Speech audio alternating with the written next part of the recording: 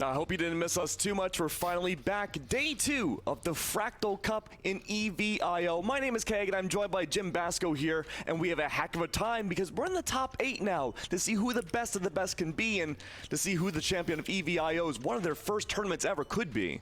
Yeah, absolutely. We've got a stacked day of competition, and I know I said that a lot yesterday, but we've heard some rumors of some destroyers lurking in this top 8 bracket, which we haven't even run into once all day yesterday. So new faces that have been completely ripping up the competition. And of course, you saw yesterday, the level of competition grew exponentially between each of the rounds that we went to, all the way to the top 8, which culminates today. Keg, it's going to be nuts.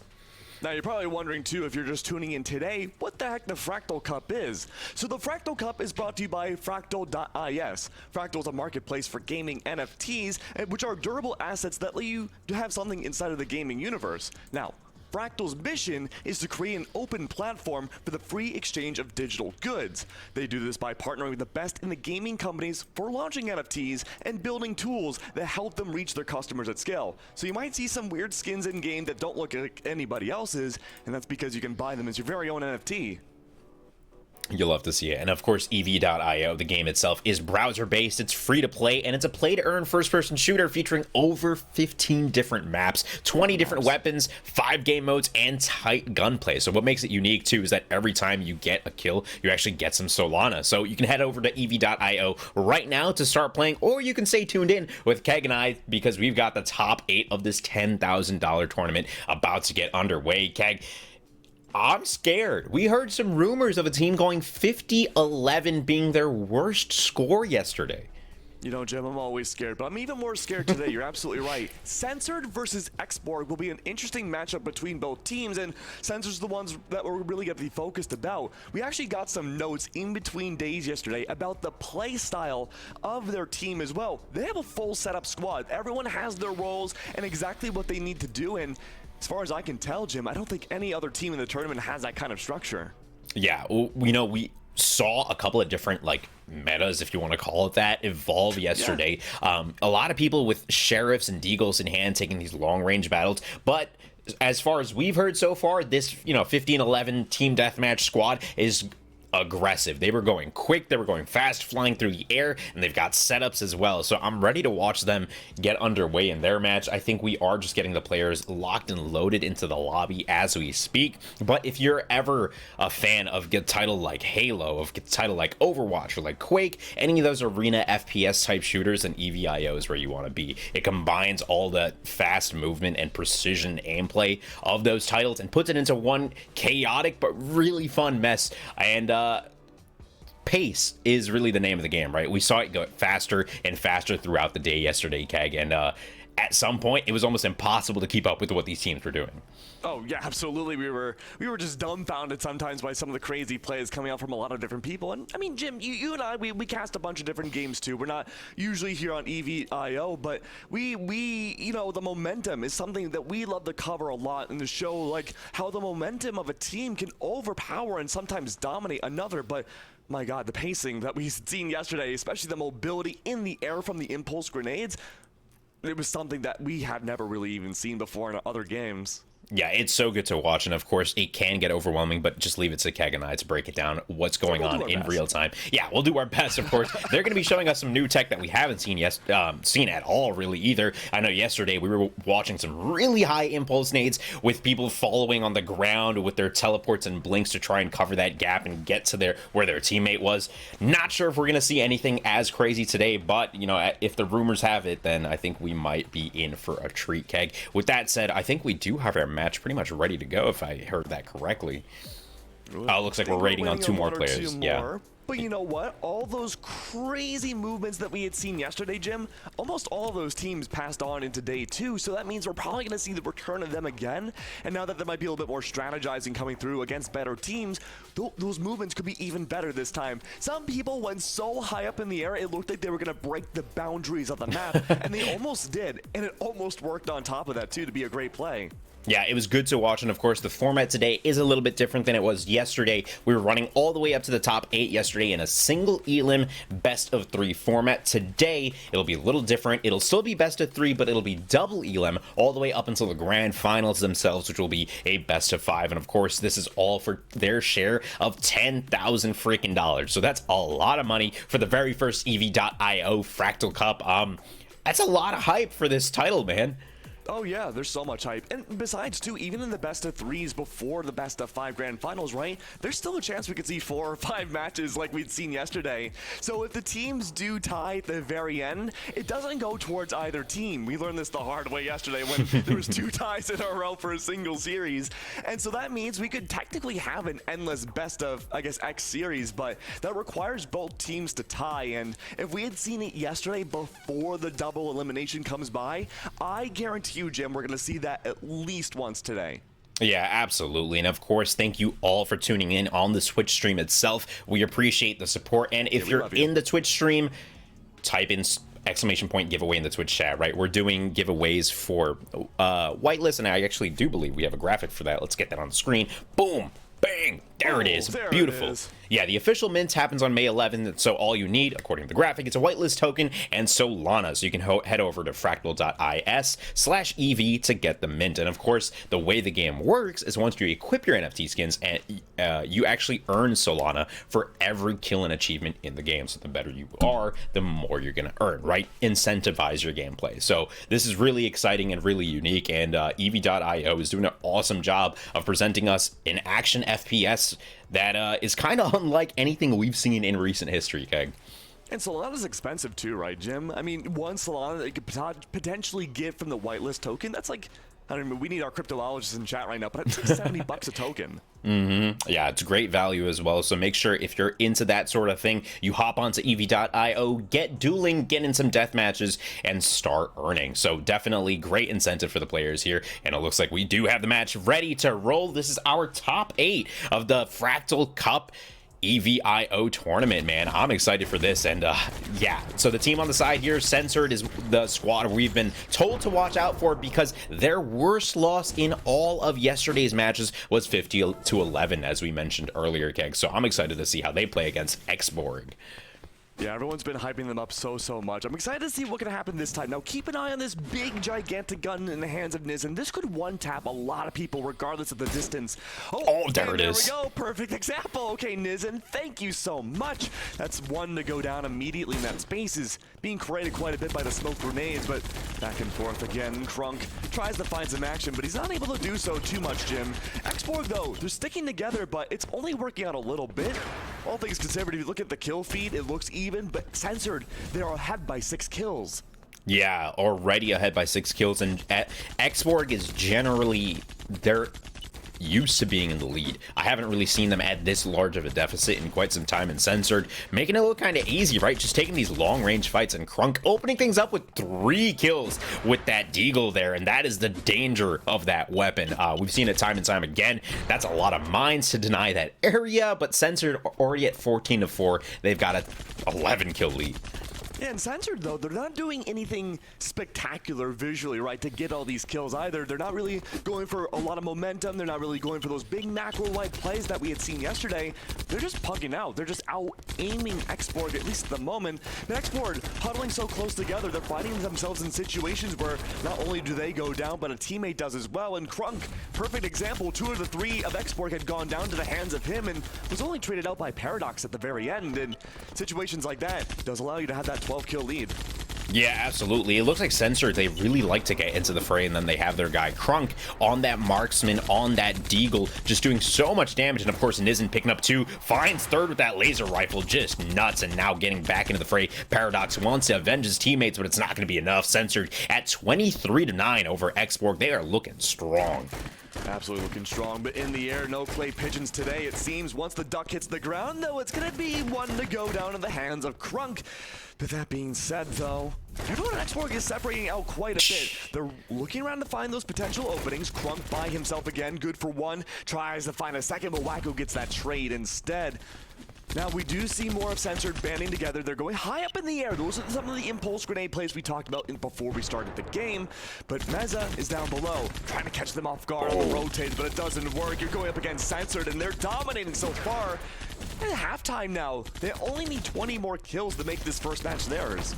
Yeah, ridiculous pace coming out from Censored. It's not what we've seen from other teams where they try to reset, go for these team fights. Censored just keeps going in over and over and over again, and they come out on top because this fray is exactly what they're used to, with Nizen at the distance, using that laser rifle to such great advantage, finding 2, and Xenocidal finding the 3rd there. Censored at 35 to Xborg's 14. They are looking so strong right now, and there it is again. Laser rifle from a distance, just peppering down the enemy, and then having the rest of your teammates close that gap and find those frags is essential to their team play here, and Censored are so good, taking their way up to 40 kills on the board.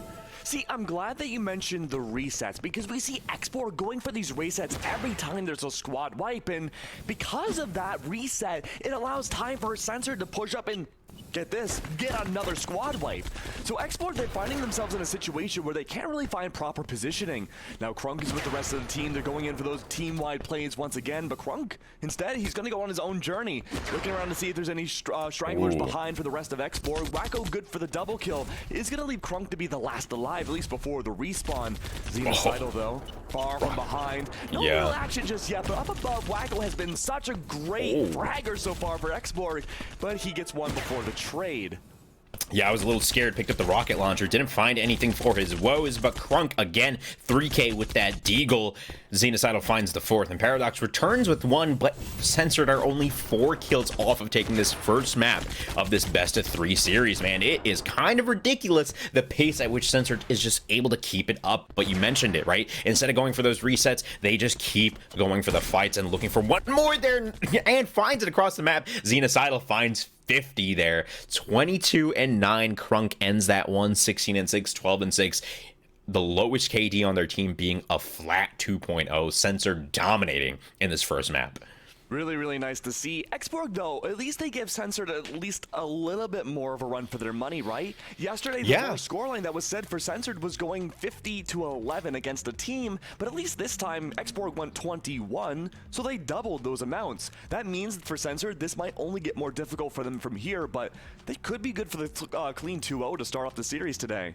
Absolutely, yeah, you mentioned it. 50-11 was their worst score yesterday. So 10 on top of that. Okay, Xborg feels pretty good. So hopefully, you know, going into this next one, they'll be able to, like, come up with a different game strategy or something, revitalize their team's life at this point, because they need to try and win the second map if they want to take it to a third and have a chance of still competing. Now, of course, it is a little different than yesterday. It's not a single elim. We got double elim. So even if they do head out of this match, you know, with their tail between their legs and heads down, maybe they'll make a miracle run in that losers bracket. Anything is possible, Keg. And of course, you know, we would love the storyline if it does happen. But of course, right now, Censored making it look like it might be a quick 2-0. It's kind of scary. I mean, if it's a quick 2-0, right, and Censored as positioned as they have, it's been said that they have been, they could very well be in the grand finals. That means, though, that Xborg won't have to worry about them for a long time, so that miracle run in the lower bracket could certainly happen.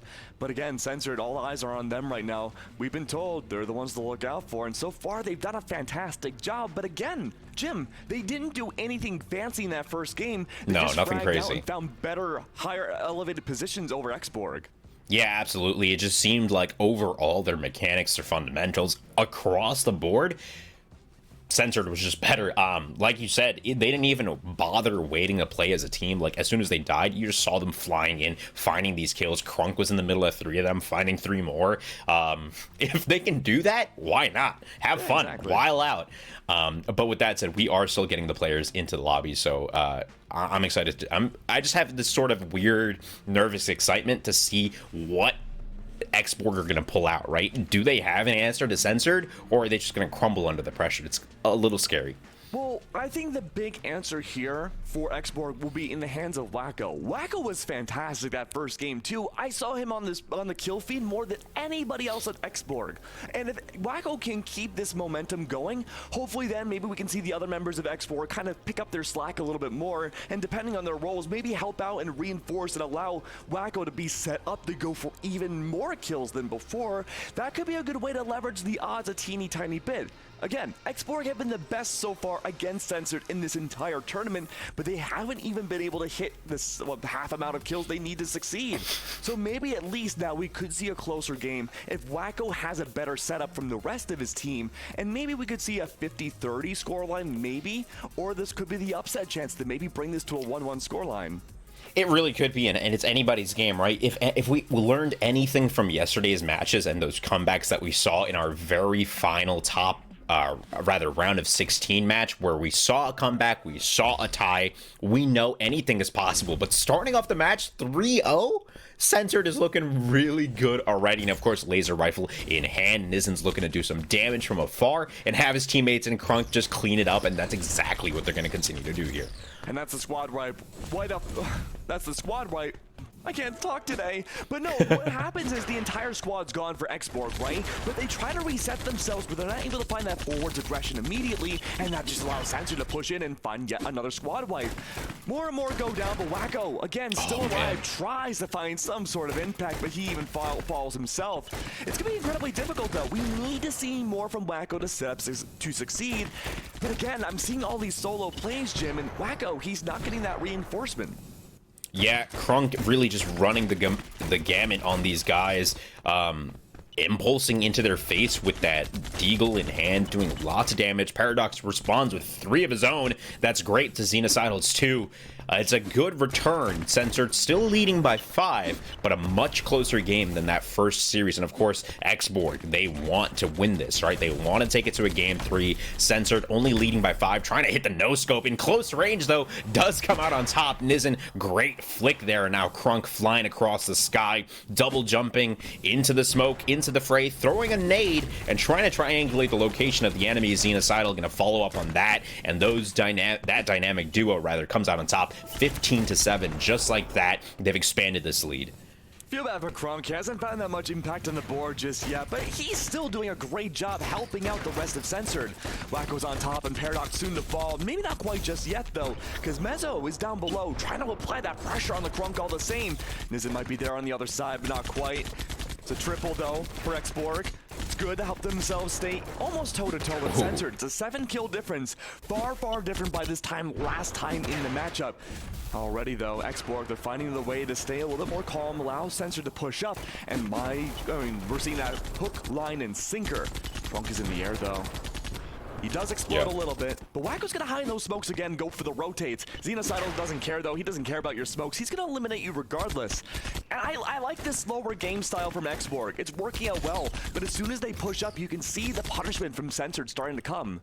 Yeah, and Censored just doing such a good job of triangulating the location of all 3 members of Xborg so that they have this, right? 2 people flanking on the left side, and of course you've got Xenocidal leading the charge so that you can get this kind of split, and you're making them stay in that one location so you can keep those nades up, keep the pressure up from the impulse nades, get in their face, reposition now once again, and come out on top with the 13-kill lead. Censored just absolutely vibing. Crunk and Nizen, just what a great setup with the laser rifle, the hand cannon, and of course Nizen just finding so much value with that. And as much as Paradox does return with 1 and Wacko returns with a 2nd, here's Crunk closing in on that gap, trying to find the kill onto Wacko, and with the help of Xenocidal, they're going to come out on top once again. Censored still leading at 2x the score, 30-15. Yeah, keep an eye on the setups again from Censored, right? They're just pushing in very aggressively. We talked about how close this game was in the beginning, but Censored, they took the ball and ran away with it. Quite literally, again, another squad wipe happens. And Censored, they have that pacing down where they know where the respawn should be from the rest of Xborg. They'll be hunting around now. They're gonna go from behind using the teleporters on the Fractal map, and they completely pincer down the rest of Xborg. Good trades coming by. Paradox good for 1, but he's soon to fall. It's gonna leave the Wacko last alive. But again, those timings are there, and the whole squad is gone. They respawn, and Xenocidal, Jim, he's on the other side. He knows where those next rotates should come in from, and he's waiting from up above. Again, only 14 more kills. You apply Xborg has, they'd have 50 in total. Things are and also, good. like right there too, you know, Xenocidal playing that low ground. We saw him getting closed in by the members of Xborg, but just like that, Xenocidal takes the low ground so that the rest of his team can impulse from the back of Xborg and pick up on those kills. Just such good team play and great awareness. You know, their 3D positioning is so good, and sending himself flying directly into the enemy lines. And of course, that's a team wipe for Censored, 42-17. We haven't seen anything like this all day long, all across the Fractal Cup's EVIO tournament. This is ridiculous, dude. And Xborg are still doing better than all the teams that went up against Censored yesterday. Not as much as first game, not as much as yesterday either with the 17 before the 11, but it's looking rough right now for Xborg. They're trying to hold on, but there's only 2 more kills left. 49-17, and it's unlikely. It's a big lockout here in Censored. They should be good for the 50.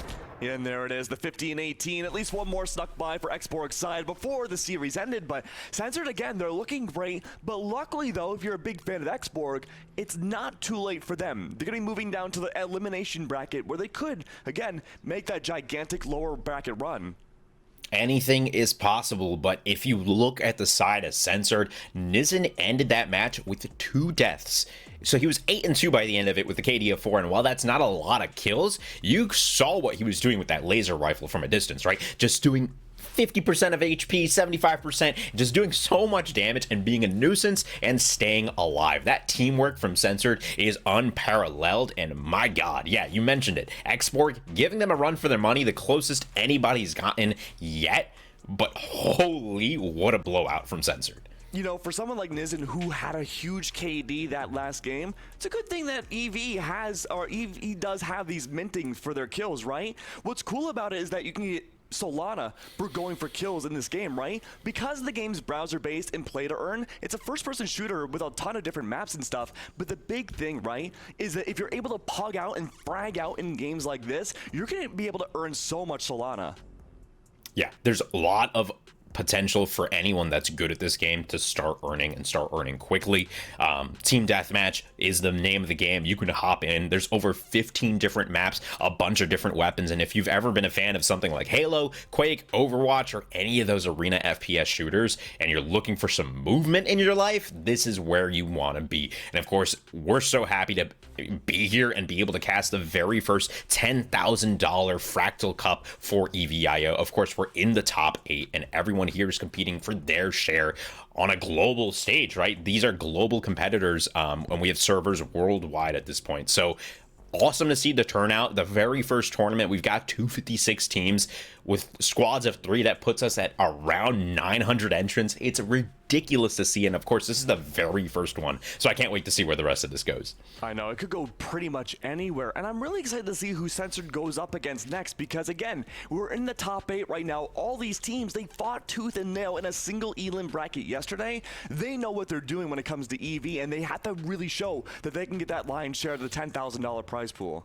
Yeah, scary to say the least, competing through all of yesterday, but right, like you said, we're in a double elim bracket now. You know, Xborg, they're down, but they're not out. And of course, Censored will be moving on in the upper part of that bracket. So exciting to say the least. And with that said, you know, I hope Censored does face some sort of competition here. We even see you guys in the Twitch chat, which, by the way, if you're in the Twitch chat, !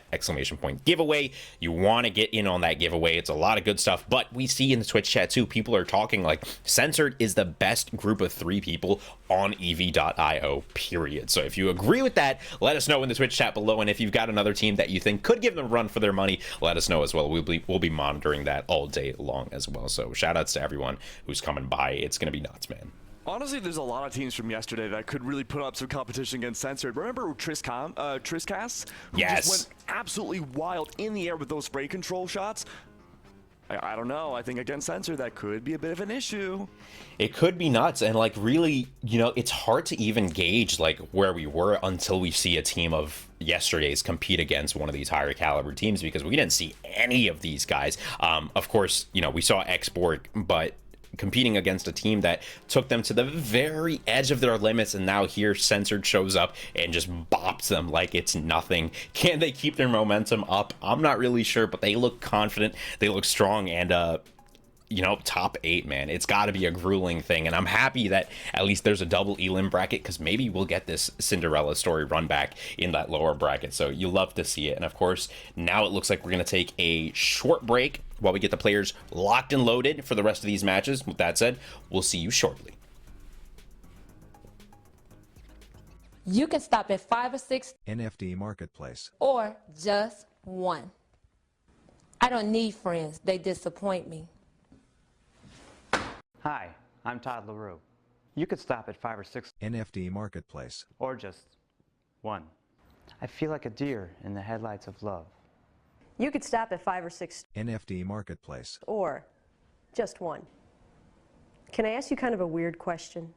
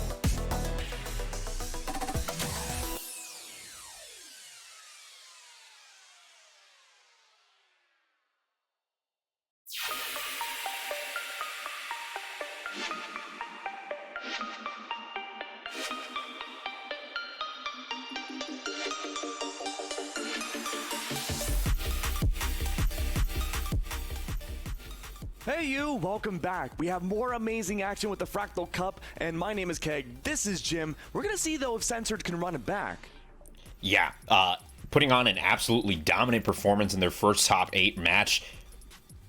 They lost 50-11 yesterday. That was their worst loss all day long, and today it didn't get much further. Probably 50-22, I want to say, Keg. I think that score was. So if any team can push them to 25, I will be completely impressed. And of course, we do have that match loading and pretty much ready for you all to watch. Sorry about that. I am just kind of mind blown at this point. Censored. Really just showing us that this game has multiple levels to it, and everything that we saw yesterday apparently means nothing because there's some new kids on the block that are just tearing everything up. And that combo, the laser rifle, the deagle, and the one guy in Xeno running them down with the machine gun, so effective. Yeah, you're gonna have to apologize for us. I think our human brains can't handle all the complexity that's going through this game right now. I mean, we saw last game a little bit less than others, but a lot of the time there's a lot of like mobility going high up in the air, using grenades for these really far action, going across map mobility plays too. While we didn't get to see much of that there, we just saw raw gunfight action. And I'm sure as we load into the game, we'll see even more of that here. Censored are gonna be going up against no NFT, no play, which, I mean, given that's EVIO, right? I mean, that's pretty much the basis of the game here. But immediately Censored start things off as soon as the timer starts by getting 2. Hello and Static immediately gone. It's a squad wipe again. If you guys have ever, and I might be dating myself once again, Keg, like we did yesterday, if you've ever been on Blood Gulch, right, on Halo CE, as soon as the timer starts, you're hitting those nades to try and get to the middle of the map as soon as possible, and that's a lot of what we're seeing from Censored here. Crunk and Nizen, though, this dynamic duo running the laser rifle and that hand cannon, just absolutely obliterating players mid-air before they get into teleporters and everywhere else that they can get their eyes on them, man. This is gross. I mean, the marksmanship from Nizen right now has been impeccable, right? He's designed to be more of the cleanup player of the team, in case things do get a little bit hairy, but otherwise he's on the back lines, sniping away, and he's doing a fantastic job doing so too, right? But, oh, good lord, anywhere we go, we just see action, decimation every which way. It's only 6 kills, though, for no NFT, no play, but again, they have to be at 11 to be better than the teams from yesterday. But compared to what we had seen from Xborg, though, there is some expectations on the line here, but Censored, they're looking true to form. It looks like that first game may have just been a warm-up series, Jim, and that's what makes me worried the most. Yeah, that's exactly what I mean. It's kind of scary. Now we're seeing even more aerial play come out from Crunk. Oh, great shot from Hello there. Just a little shoulder peek to entice him, and then re-peeks for the headshot. Love to see it. A little tack FPS prowess popping through there, but of course Cuckoo responding, and and no NFT, no play are at 10, Censored at 18. It's close so far, but just as I said that, Censored opening it up once again, 2 more kills on the board. They're looking so good. They're looking fantastic right now. Squad wipes keep happening, but Censored aren't really playing up the resets this time around. A lot of no NFT, no play are just kind of going in for these 1vx actions. They're not playing as a team. They're looking for individual gunfights. But times like that does work out pretty well for them. They're able to take down one, Crunk falls, but as a full team, pushing together now, they're trying to go toe-to-toe against Censored, and doesn't seem to be working in their favor because everyone goes down immediately, mostly to the hands of Crunk. Now, Mr. Producer, I would love to see the scoreboard right now to see Crunk's KD, because he has done nothing but frag out, and frag out he has 12 and 6. That's no laughing matter. That's a lot of Solana in his pocket. And that's the thing too, you got Crunk already running the gamut through the air, just flying around and nuking people with this Deagle, finding lots of damage from range, and of course Xenocidal always there to back him up, or rather the hand cannon, and always finding the team play to back them up. But ultimately, you got Nizen still at like 2 deaths as well. He's just staying alive, staying ranged, and doing so much damage. Here's Nizen once again, still at range in midair with that laser rifle. You love to see it, the little pew pew as their life slowly dissipates. It's so good. Censored at 32. It's looking really good, and we gotta give it to no NFT, no play too for catching up quite a bit. Even if it's a 14 kill differential, it's looking a lot better than it did at the beginning of the series. Now we're about the halfway point in the timer, but 15 away for Censored is all they need to bring it the first match to their own favor. Now whether it's a Deagle, a Sheriff, a hand cannon, no matter what at this point, every single player is treating it all the same. A headshot machine, doing some impeccable work, but it's all utility on the kill feed right now. Grenades, mines, whatever have you. The floor quite literally is lava, and Hello needs to go up high into the air to escape the grasp of Crunk. Wow, nice. Stays alive there, uses the wall to his advantage, and comes out on top, finding a 2K there, finding 3 onto Nizen. No NFT, no play. They are here to play, but still Censored is so good, but Hello returns. Great midair shots down onto Crunk. It's back and forth, but Censored ultimately are leading the charge with the 14 kill lead still, even though it looks scrappy all the way through. Oh, almost connects with a great midair shot there, but no dice.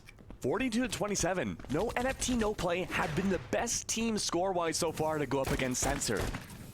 But again, only at the halfway point is no NFT, no play at 43-29 now. The numbers are coming close very, very quickly for Censored side. They only need 5 more kills to get themselves that lead over the series. God! Bro, this guy is disgusting with that laser rifle. Finding two midway, and you see how much it chunks them for. It's roughly like 65% of their HP. So if anybody is able to follow up, Nissen just might do it himself and find the finishing blows. There's two more, and he sees blood in the water. Crunk popping off there, and there's 50 for the game. 50 to 35 isn't bad. A 15 kill score is definitely still putting more pressure against Censored. The best we've seen so far, no NFT, no play, has put a dent into the armor of Censored, but it still hasn't been enough to take away a scoreline or have an advantage over Censored whatsoever. That's the big goal right now. Or Censored, they're going to be making a watery grave for everybody in the lower bracket, but that might make the lower bracket even more competitive though if Censored can just swipe their way all the way to grand finals. Yeah, really. Great stuff from No NFT, No Play. They got a lot further, like you mentioned, than any other team so far. And if you can get Nissen off of 2 deaths, you're doing a great job. So I'm glad that everyone on the side of Censored was under 2 KDA this time around, but still leading the charge by about 15 kills is no joke. Oh, no NFT, No Play, though. Glimpses of greatness. Can they keep it up, Keg? I think they could keep it up. I think No NFT, No Play did have those glimpses of having adaptability going around. They started playing together as a team towards the halfway mark, and they really found a lot of reeling kills back to back to back to back. But then No Censored again, they were able to counter-adapt once more. They played more loose. They played for those 1vx plays, and they were able to get double and even sometimes triple kills with whatever pistol they were holding in their hands. Now, to put things in the perspective a little bit more, it's the upper semis right now. If Censored win this next matchup, they go on to the upper finals. And from there, they only need to win one more series to make themselves a contender in the grand finals for the Fractal Cup. Scary. And of course, they are all playing for the lion's share of $10,000. So if you or a loved one wants to get in on the action, head on over to ev.io for some team deathmatch glory. And of course, shout outs to Fractal for putting this on, Keg. This would not be possible without them. No doctors can help us here, and certainly probably can't help in-game either. I think there might be some little resuscitation needed for No NFT, No Play, because again, if they're not able to win this next series, they're going to be facing other teams like Xborg in the lower bracket. Yeah, scary to say, and of course, all the teams that we've seen compete against Censored have brought them much further than anybody has yesterday. And of course, that's not to say that maybe someone still yet to come might just knock Censored down to the losers bracket. So anything is possible in this game. And of course, you saw the pace of the game was blistering to say the least. You need to hit those shots. You got to have your hit scan prowess on point, and of course, projectiles as well. We got the grenade launcher, the rocket launcher, and all the rest. So I'm ready to see what happens, man. We are just getting the players into the lobby, getting it all set, and of course we will get into the match as soon as possible. But of course, if you're in the Twitch chat as well, exclamation point giveaway. We got a lot of good stuff happening today, Keg. Yeah, I'm jealous. Why can't I do that? You could. You totally could. Oh, that wouldn't be fair to Twitch chat. We got to make them have a chance. Yeah, you know, I heard Keg is a Radiant in Valorant, and he will take anybody on 1v3 in the EVIO tournament. He said these guys are all like, no big deal, you know. This is what I've heard. I had to be on the desk instead, you know, I had to give them a chance. Of course. Yeah. No, these guys are nuts. And of course, we see in the Twitch chat too, people were saying that Wacko, actually, you were mentioning on one of the teams that we had seen competing, was actually a Pro G2 pro player. So there's a lot of star power rocking around. And of course, we want to shout out Luminosity as well. They're doing a lot of stuff for EVIO coming up. So a lot of your favorite streamers, including if you watch Melee, Ginger, he'll be playing the game as well. Rocky Melee. No Hands and Anomaly as well. So lots of stars hopping into the fray soon. Animali, our guy. Yeah, I'm glad you said Anomaly and not Animali. At least I said Wacko's name right. You know, that was a little less difficult, I gotta say, but I do love everyone for popping out today, you know, showing love in the Twitch chat. Let us know who you got winning this next match, right? Censored looks really strong, but it was only a 15 kill difference. That's only the matter of like 2 or 3 real team fights. So, and no NFT, no play or Censored. Who do you got moving on, and who do you got dropping down to lower bracket in our double elim bracket for top 8, man? It's gonna be good. It's going to be good. Real good. I think the grand finals, again, it's going to be a best of 5, unlike the best of 3s that we have here. And again, the ties are still there. We could very well see more ties where if there is a tie in the scoreline for the kills is exactly the same as the timer ends. That means that game doesn't count. So we continue on another one. So these best of 3s or even the best of 5s could easily turn into a best of 7 somehow immediately. So I can't wait to see if that happens again, because that was the most blood rushing I think we had yesterday. Yeah, it was ridiculous to see, you know, a team that went so aggressive as the timer ticks down, started getting kind of anxious, and we got our very first tie and our very first comeback win. So really, these swings are awesome to watch, and when you have teams so close in skill level, that's the sort of game that we're going to get. So hopefully, going into this next one, no NFT, no play, come into this with a better game plan and can close that 15 kill gap, because if anyone has gotten close, it's them. They're the closest so far, and 15 kills might still be a lot, but it's definitely putting a statement out. I mean, comparing from yesterday to today, right? Every single series that Censored has gone up against, the scoreline has gotten closer and closer every single time. But what else is closer to is the game being ready. So you don't have to look at our faces anymore. We're going to go into game and see exactly if no NFT, no play can finally put a dent in the scoreline, the flawless run so far that Censored have had. Now, Jim, you know who I think is going to win this? Who? Oh, I can't tell you. But you can find out if you can do exclamation mark giveaway in chat. Yes, that's true. Do exclamation mark giveaway. You can get on the whitelist. There's lots of stuff happening today and in the days coming. So make sure you head on over to EVIO once the tournament's over, because the action is never really done. Free to play, play to earn, and get in on these tournaments. Currently Censored in our top 8 match, proceeding to our top 4 at this point. Leading the way 1-0 in this match set, and it's a tied game. No NFC, no play are here to rock. It's down to this next kill, Jim. Whoever gets the next one could tell a different story for the entirety of the rest of the tournament, but Censored again to find 2 and no NFT, no play. Close to a squad wipe, they all fall. That was their chance of brilliance to make things tied and go in their favor, but it all falls underway.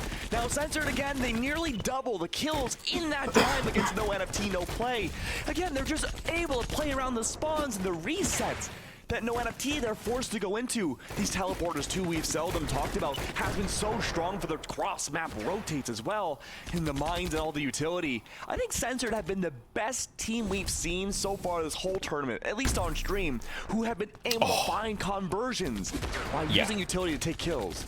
Yeah, you can tell they're communicating really well, because like you mentioned, their map control of the teleporters is really good. Plus, if they notice, like, hey, here we got Nizen on the right side, we can start flanking in from the left. You see they're split up like this, and they create Nizen to be this target where, like, you have to address him, otherwise he's just going to keep chipping your team away. But if, just like that, no NFC, no play, find Nizen, turn back around, and find Xeno as he's impulsing in. They're starting to get a read on what Censored's doing here. I like these reads. A full squad wipe against Censored. This is the first time we have seen that happen. Always maybe a double kill, possibly just a single, but never a full squad wipe all at once. And now this could be the chance for no NFT, no play to really maneuver themselves across the map and find a stronghold for the respawns of Censored. But as soon as we say that though, it was a trade. Crunk and Hello find each other out, and back and forth once again. There's just no leverage between the two teams. A 4, make that 3 kill differential between the two. If no NFT, no play can find another squad wipe again, we return to a tie. Yeah, this guy, Hello 12 on no NFC, no play. Just an absolute menace with this util, finding so many mine and nade kills, plus just being the primary fragger of the team. Can they keep it up? Like you mentioned, it's only a 3-kill game, and Hello finds one, Xeno returns with another, and just like that, Xeno and Nizen find the rest of the team, and that's going to be a quick wipe as Nizen across the map with the laser rifle finds one as well. 24-18, they're opening up this game. Well, he's treating this laser rifle like an actual laser. He's doing such a good job playing marksman again. Allows more time for Censored, the rest of the team, to set up for themselves the frag out, and they most certainly do. My God, Cuckoo, that was beautiful. But now, can he do it again? Can he find some more? He goes to the teleporter, and now he's looking for one more. And oh, Nizen does fall. He's not able to convert. That's so strong. Again, no matter if the numbers keep going up or not, it's still a 3-kill differential. Yeah, we talk about emotional damage. Getting sniped mid-air by Cuckoo could not have felt good. And just like that, it's a 2-kill game. We talk about mental fortitude. Oh my God. Nizen and Crunk, though, seem to have it as even in the midst of all of that chaos, they keep their wits about them and just continue to frag, and that's what it all comes down to in a TDM. We are playing to 50, and we are at halftime with Censored still leading by 7 kills here. It was 7. It is 7. It was 3, then 4, and slowly climbed and climbed and climbed to now nearly 10 between the two. Those resets have been so strong for no NFT, no play to find impact here, but Censored again, they're spreading themselves out. Nizen playing behind the lines again. That means less opportunities for no NFT to really bring up the score. As long as Nizen can stay alive and Xenocidal can do Xenocidal things, he is fantastic about being able to convert all these different kills. It's going to lead things now to a 14 kills for Censored to bring things themselves to the upper finals. Though we do get to see those impulse nades go across the map, the teleporter in play as well. All from behind Cuckoo. Not able to convert once again. He's separated away from the team, and he's got to go back. Beautiful shots from Crunk. You see him tracking mid-air. Yeah, those arcs that we had talked about, right? And on the team Crunkage, we saw this happening a lot, is that they would impulse to where people impulsed from so that they could follow people on that arc. You can't alter it once you're gone on that arc other than using your blink ability. So if you know they don't have any of that, you can just kind of laser them out of the sky. And Censored just busting open this game at 41-30 with an 11 kill lead. Hello though, just always returning with frags on the leaderboard, and has not been stopped at all, man. This could potentially be the final run now for Censored before going to the upper finals. Xenocidal hasn't found any impact yet. Crunk and Nizen, though, are laying down the lay of the land, all the fire coming by. Lovely. 46-31 now. 47 make that. Oh no, it keeps climbing up for Censored. They're looking to end this game now. They're looking to make this yet another clean 2-0. No NFT, no play. They've done a great job so far, but they have to get nearly 20 in order to match up against Censored. But now again, the final play could come underway. 48 still for Censored. Hasn't gone up at all. 2 minutes left on the clock. A gigantic battle underway. One more for Censored to bring things to the upper finals. And there it is, a laser shot by none other than Nizen to close it out. Yeah, kill spread is really even across the board, and that's what it felt like for Censored. Their teamwork, their team play, and the chemistry was just so on point across the board. You got to give it to him. Censored taking the second map of this BO3, progressing here, sending no NFT, no play to our lower bracket. Keg, what a game. It's gonna make the lower brackets really, really competitive for a lot of teams. If Censored can just flawlessly move their way all the way into the grand finals, that means the real tournament, I would say, is in the elimination bracket. That's gonna make things just as difficult for all these teams, maybe thinking they have some wiggle room in day 2. But no, it's going to be just like day 1 where there is no second chances. It's going to be an elimination bracket all over again.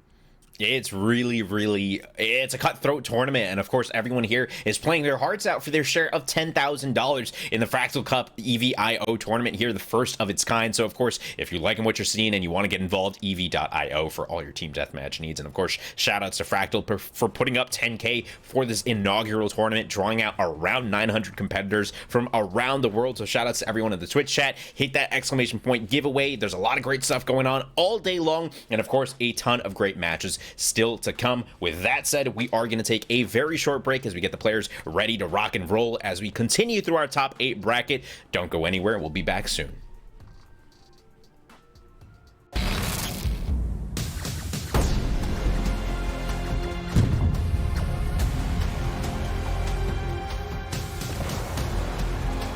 I've lost count of how many desolate rocks I've found this week. But I know something great is out there, and I'll be damned if someone finds it before me. We're all just wanderers. Right now, anyway. Trying to find a way out of the shadows and into the light of the road star.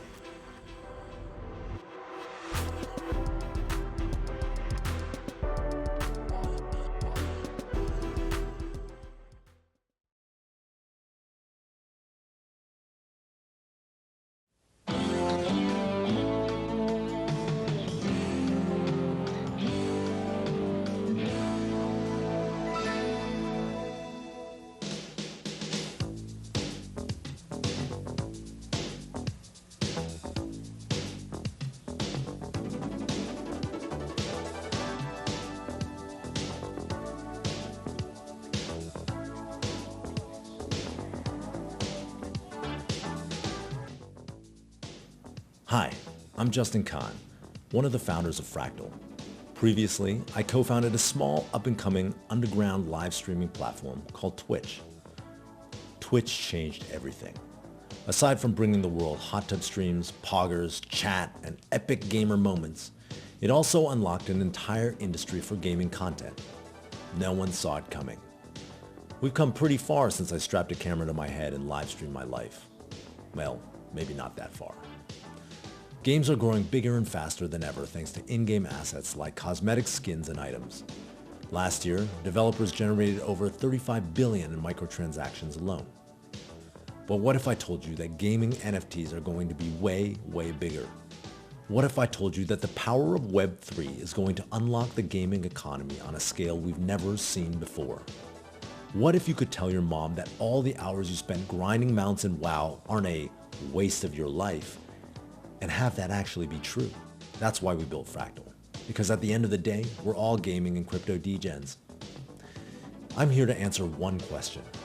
What the fuck is Fractal? Tighten your chin straps. I'm about to take you on a magical journey through the Fractalverse, through our marketplace, launchpad, and Discord server.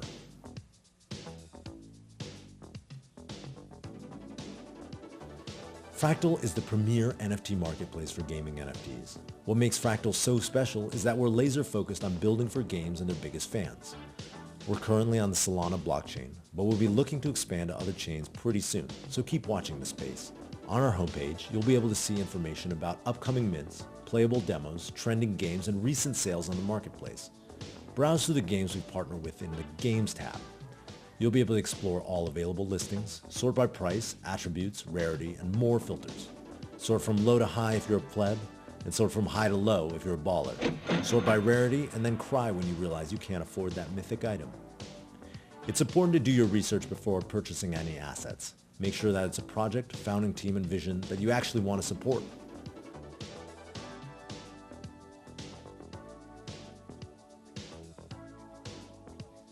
Now this is where the minting magic happens.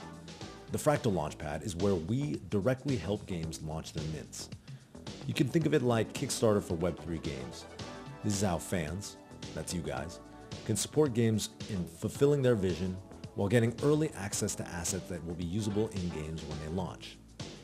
You can view current and following mints, whitelist requirements, remaining supply, and information about projects and their teams. Once the mint countdown timer reaches 0, and provided that you're holding the right whitelist token, you'll be able to participate in the mint. When all the mints run out, you'll be able to sell your NFT on the secondary market.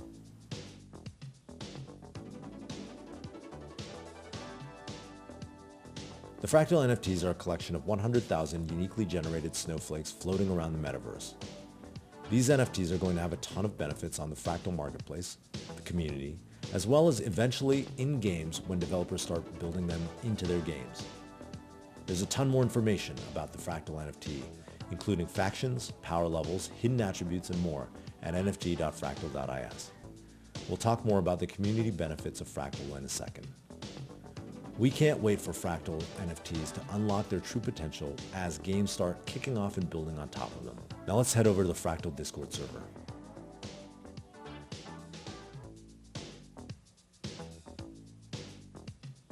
This is the home of the Fractal community, our very own special snowflakes. Here's where we built a tight-knit community for gaming and blockchain enthusiasts from all over the world, aka the world's biggest ape sanctuary.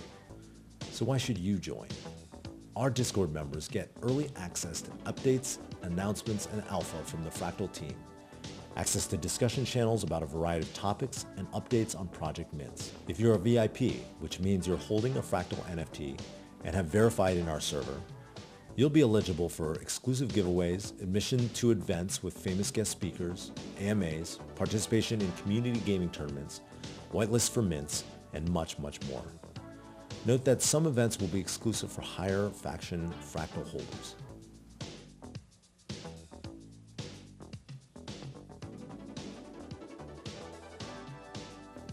Lastly, if you've been following us on Twitter @FractalWagMe, you might have come across a hashtag Proof of Justin.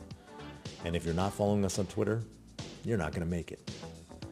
A Proof of Justin is a guaranteed stamp of approval from the Fractal team that the information released is genuine. whenever we push a big update, announce a new mint, or launch a new community event, it will be accompanied by a short video of me while the Fractal team holds a gun to my head and makes me read off a prepared script. Please help me.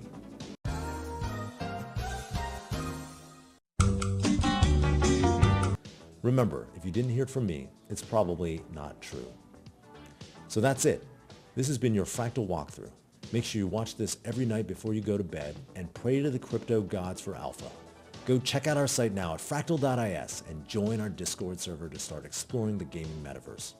And one more thing, make sure to type out the URL fractal.is. Don't click any links or embeds, even if they look similar. And if you don't know how to spell fractal, well, you're not going to make it. I'll see you there.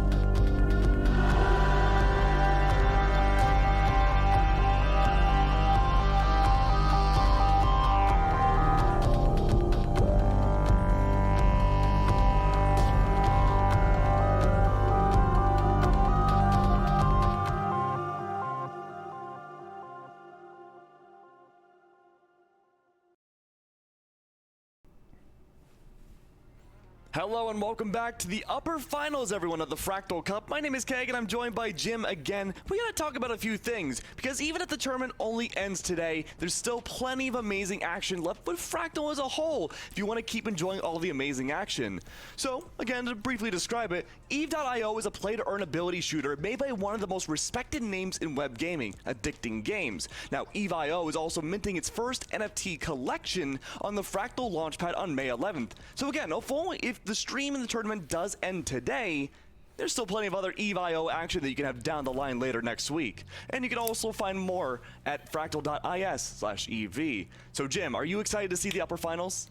Yeah, I am really pumped just because we've been seeing things that we still haven't seen yet, and it's been 2 days of straight competition, right? Every match we head into, we see something new, some different play style, and somehow these teams find ways to make everything work. So we're heading into our upper finals, if I'm not mistaken, and the competition's been stiff. This team Censored has just been tearing it up, and we are almost ready to head into the actual map itself. So Censored are going into this one against, who is the competition here, and will they stand a chance, Keg? Crunkage. Absolutely. This is a team we actually saw yesterday too, Jim. They did really, really well. Now, one name that we're going to see immediately, of course, the first double kill comes from our boy. It's Eska. Oh, I thought it was a quadruple somehow at first. Caught me off guard. But again, Eska was a fantastic fragger in the last time, yesterday. Did a fantastic job finding so many opening picks. And M2 was having a little bit more of a quieter game, but still found a lot more impact. But my God, already Crunkage 7-2. This is the first time this whole tournament we have seen Censored in the losing position. Yeah, starting off this hot, Crunkage are coming in and really showing Censored that, hey, you might have had a great time in the tournament up until this point, but we're here to play. Crunkage, yeah, you mentioned it yesterday too. We saw Crunkage just absolutely dominate their opponents as well, putting on a great showing, and here they are once again, dominant over Censored, 12-4, opening it up to an 8-kill difference in the very first minute of this match, Keg. This is not something we're used to seeing. Yeah, this is a complete reversal of what we've been hyping up this entire tournament, and people are being blasted out of the sky. Again, Censored has a full motion about what each member of their team needs to bring to the table. We don't know the same thing about Crunkage. We don't know what the roles specifically are for each member, but with that being said, Crunkage, whatever they're doing, it's working fantastically well. They're able to disrupt the back lines, especially for Nizin on Censored, but everybody else, these 1v1s, team wipes, resets all over. It's the whole gambit. M2, fantastic with the triple kill right there. But Nizin, again, we gotta focus on the marksmanship for a second. Attempting to find those shots again, Eska, who's another marksman, and while some shots do connect, it doesn't turn into a full kill until Nizin does. And then Eska falls, but he gets traded out immediately. Yeah, really, really back and forth. Crunkage, though, maintaining the dominance in this long team fight so far at 22-12. Censored, though, they want to get back into the game. Let's see how they do it. Crunk always mid-air with that deagle, with that hand cannon, really just making the most of it and doing such great damage from distance. He almost spends more time in the air than he does on the ground, and Crunk really is just that point man for the team. Now mid-air once again, a great shots there, impulses off the wall, and is trying to coordinate with his team to find a second frag here, but Censored lagging in the back by 8 kills here. Can they close this gap as Crunkage just keeps putting points on the board, man? It doesn't happen often to us, or I guess casters in general, but I'm dumbfounded about what I'm watching. Like, we can see the kill feed, it's just racking up non-stop, and there's so much flying action everywhere at once that all these individual gunfights, they're incredibly difficult for anyone to find any sort of footing. But speaking of footing, though, Censored have made a comeback. It's a 7-kill differential now between themselves and Crunkage. But as long as Crunkage can keep finding those numbers, they should be good for 51st. But Censored has something else to say about that. 24-29 now, a 5-kill differential, closing the gap slowly but surely. Nizin again gonna be caught off guard though on a 2v1, but good for the double kill regardless though. Does send Crunkage over to 31, but Censored again, that gap is closing rapidly. closing rapidly, and Censored, the way they're doing it is they're splitting up once again, right? We saw Nizen with that rifle, that laser rifle, doing so much damage and allowing that two-man hit squad on the rest of the Censored team to clean up so many of these fights. And once again, Xenocidal with that machine gun doing so much damage, and Crunk mid-air, hand cannon, Deagle ready to fire, just finding so much value. And now it's a 2-kill game, man. This has been flipped on its head. Censored making a huge comeback in this one. Remember what happened yesterday, though? The 2-kill differential. A single kill at this point will obviously matter quite a bit. First to 50 will win the first match. But again, if it ends on a tie when that 4-minute timer is up, then both Crunkage and Censored don't get a point at all, and they have to replay that first match. Now it's a 2-kill differential once again. Once more, we see Crunkage filling up the entire leaderboard once again, but not in the most positive way. It's a double takedown for themselves. On the other side, a 1-kill differential, Jim. It's tied up completely. Yeah, Crunk finding a great mine placement there and just putting them outside those teleporters has found so much value. 39-39, it's anybody's game. Nizen now taking these weird angles, landing a couple great shots on the back of helping his teammate out there, and Censored take the lead for the first time this match, and just like that, it's tied back up. Nizen, great couple shots, wants to stay alive, impulses to safety, and that's exactly how they're going to keep playing it. Nizen being the point man, the marksman from the distance, and having this two-man squad just run around, provide that info for Nizen, and misses uncharacteristically that shot there, but just like that, Xenocidal closes the distance. Crunk finds a nade kill. 45-43, Censored leading the game here with 5 kills left on the board. And when we get to this point with there's less than 10 kills left for either team, usually the gameplay slows down quite a bit. But no one's letting go of the gas pedal this time on either team. 47-47 now, Crunkage and Censored. There's no go in the town. They're looking to find any sort of impact here. Hand cannon, the super pistol in hand right now for Crunk, trying to find something through a blinded teammate, but shot out of the sky. Whoa. It's gonna be Nizen for 2. One more is needed, but 0 comes through, and I think it was Censored that one. Final kill with the Xenocidal, and it was 50-49, Jim.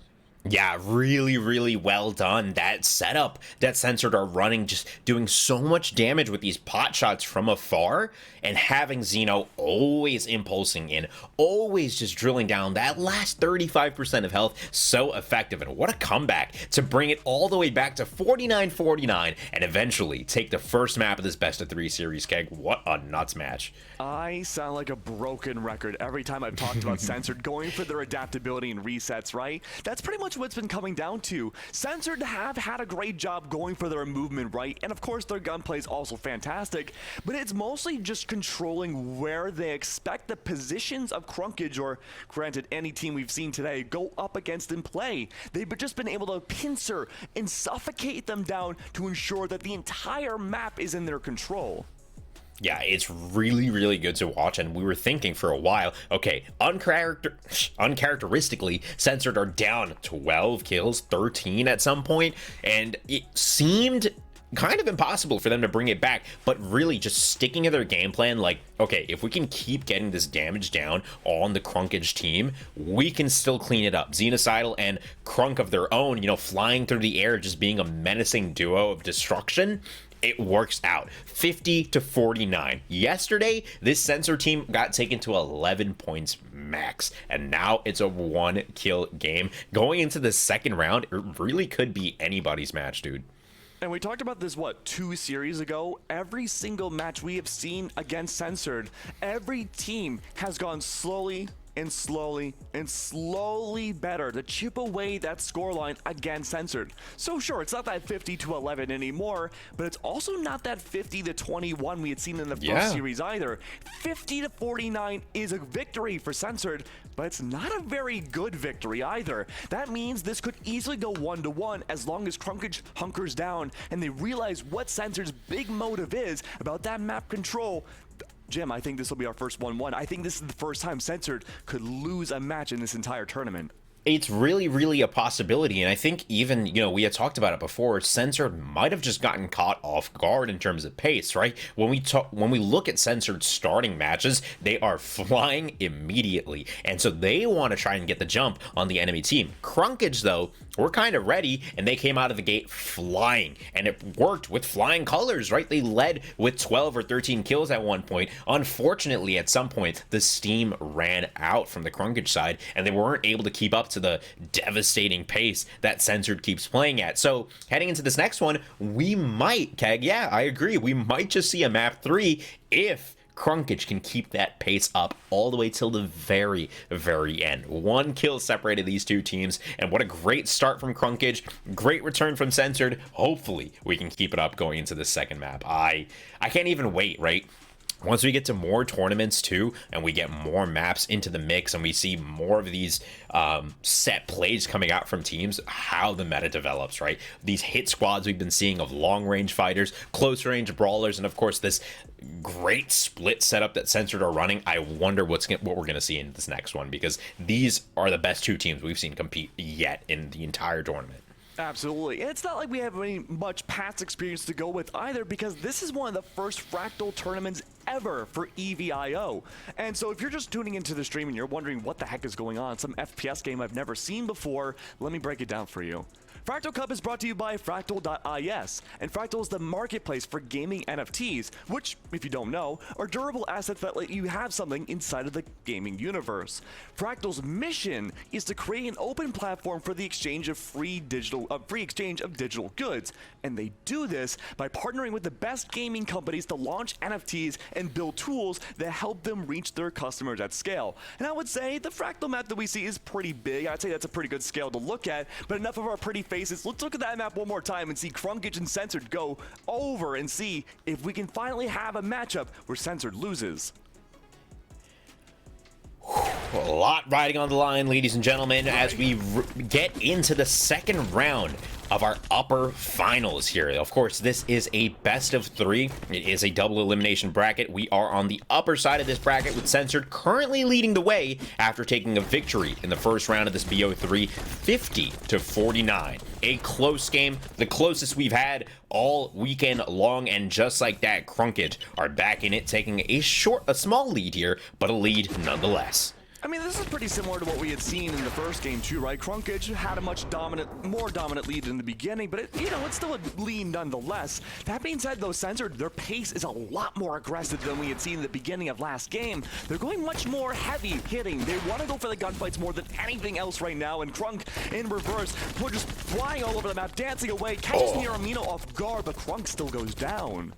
Yeah, almost looked like Crunk was going to come out on top there, but you could see him get kind of flustered as he was reaching his target destination, started spamming with that deagle in hand, and now the sniper in hand for S-Gage. You know, this is the marksman we had spoken about, but Crunk coming out on top shows that it is not the size of the weapon, but how you use it indeed. Crunk, great job there, and Censored just like that, back in the lead, 8-7. Oh no, M2! What happened? He was like stuck in the sky for a second. Oh no. It's okay though. He has the smoke grenade to play around with a little bit. He can hide away and dance around and take down Crunk in the process. That being said though, M2, he's still looking for that marksman role a little bit more. Xenocidal bouncing around the map as well. Niramino again, catching all these people off guard. He's been finding the weirdest gunfights, and half the time he trades out pretty well. But again, like our little P human brains, we can't comprehend all the action going on this map. It's gunfights, gunfights, gunfights happening everywhere. Oh, great shot. 12-12.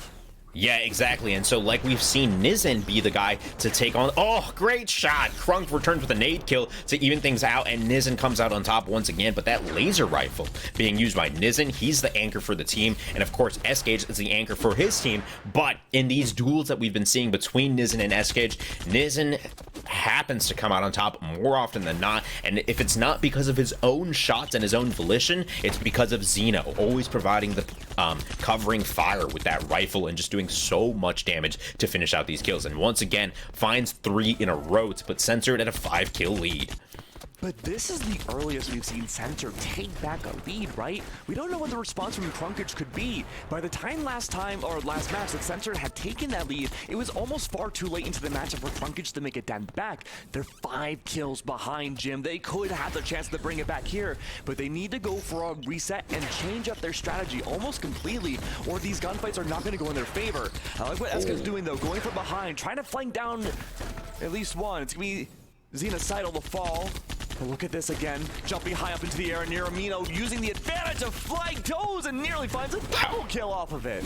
Yeah, gross. Just a great scrap from both sides. Crunkage appeared to come out on top at first, but then almost overextended their stay for a little too long. And Niramino, Xenocidal was able to come in and pick up a couple of frags there. Censored still leading by 5 at this point, and Xeno will go down to M2 Arcade. Niramino taking control of that teleported area, but Xenocidal is up and ready to rock. So coordinating with his team now, impulses into the middle of the action and just starts spraying because he knows he needs to do chip damage for the rest of his team to get those value shots out of both the Deagle and that laser rifle from a distance. So that's exactly what he does. Closes the distance, still leading by 5, Censored at 33 as we're halfway through this 8-minute match. And coordination is the perfect word that Crunkage are using to adapt and try to go toe-to-toe again against Censored. They need to coordinate more. They have the team chemistry. They've made it this far. That's not in question. It's the question of how they want to coordinate themselves to play specifically to go against Censored.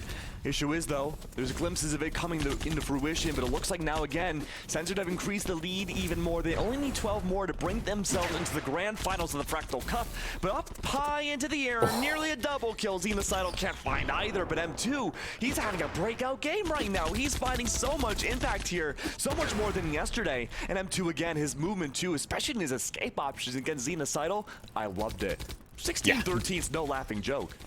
No laughing joke, and it's a close game now. They'd been leading by 5 for the majority of it, but Crunkage finding multiple kills in a row at 39-36. It's a 3-kill game. Crunk looking for some damage. Nizen and Xenocidal, this dynamic duo once again paired up, ready to rock. They are prowling on the grounds, and Crunk and Xeno find 2 quick ones as Crunk takes the high ground and coordinates with Xeno for a 3rd there. M2 Arcade returns, Xeno as well. It's still a 4-kill game as Censored nearing 5 remaining frags in this game, and if they're able to take this one, they will send Crunkage down to the lower bracket, and if Censored wins, they'll be moving on to the grand finals. The grand finals, potentially 4 kills away for Censored now. That's all they need, and Crunkage have a mountain to climb, but they only need 8 more to get to the first part of the summit.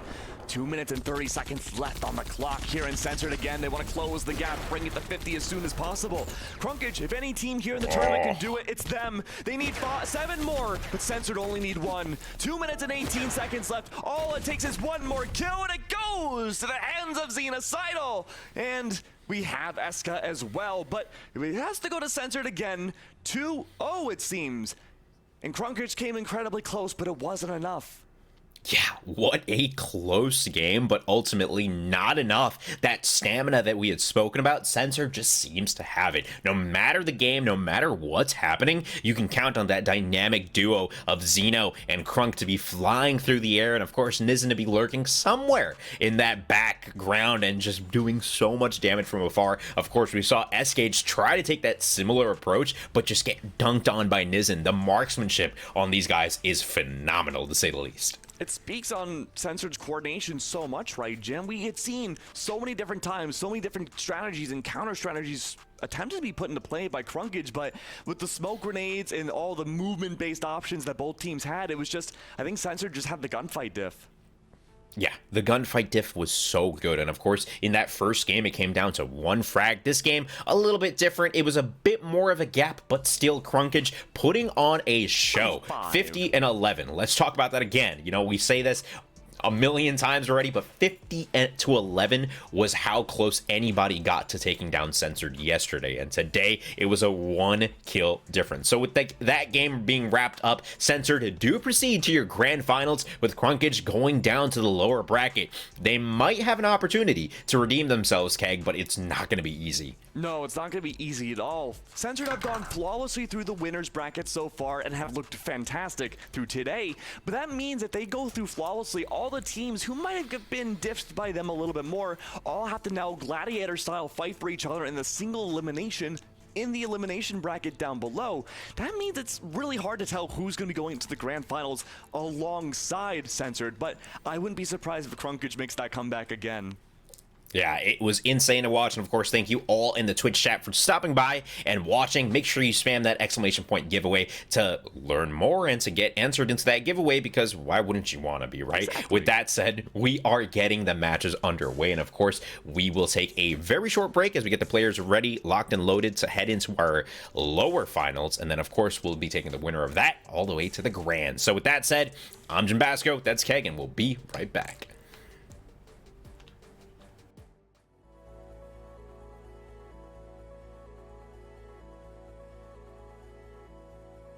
I think there's a profound and enduring beauty in simplicity, in clarity. When we think of the Fractal F, it's so much more than just a pink F. It's a remarkable visual design achievement.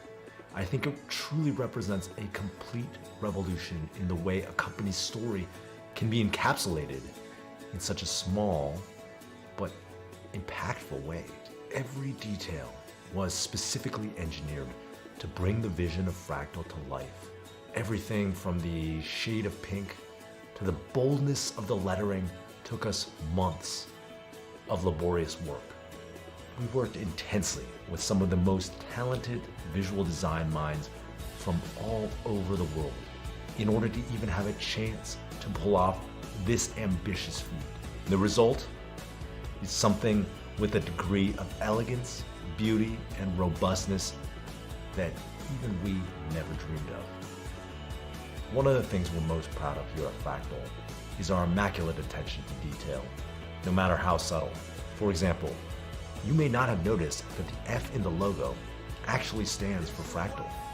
And I think that's just one of the many absolutely brilliant little details that often goes underappreciated. But we don't do things for clout. We do things because they matter. Despite everyone telling us it couldn't be done, we persevered and managed to pull it off. Fractal is all about letting quality speak for itself and pushing beyond the limits of what we thought was possible. What we achieved here, I don't think anyone has really done before. This is what Web3 is all about, and we're leading the charge.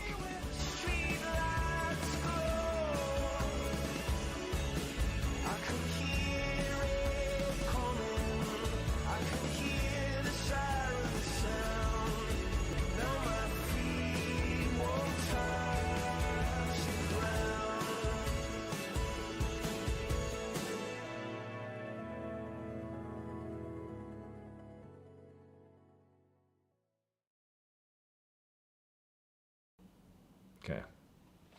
Pretty good? Yes, you really deadpan the good ones that matter. All right.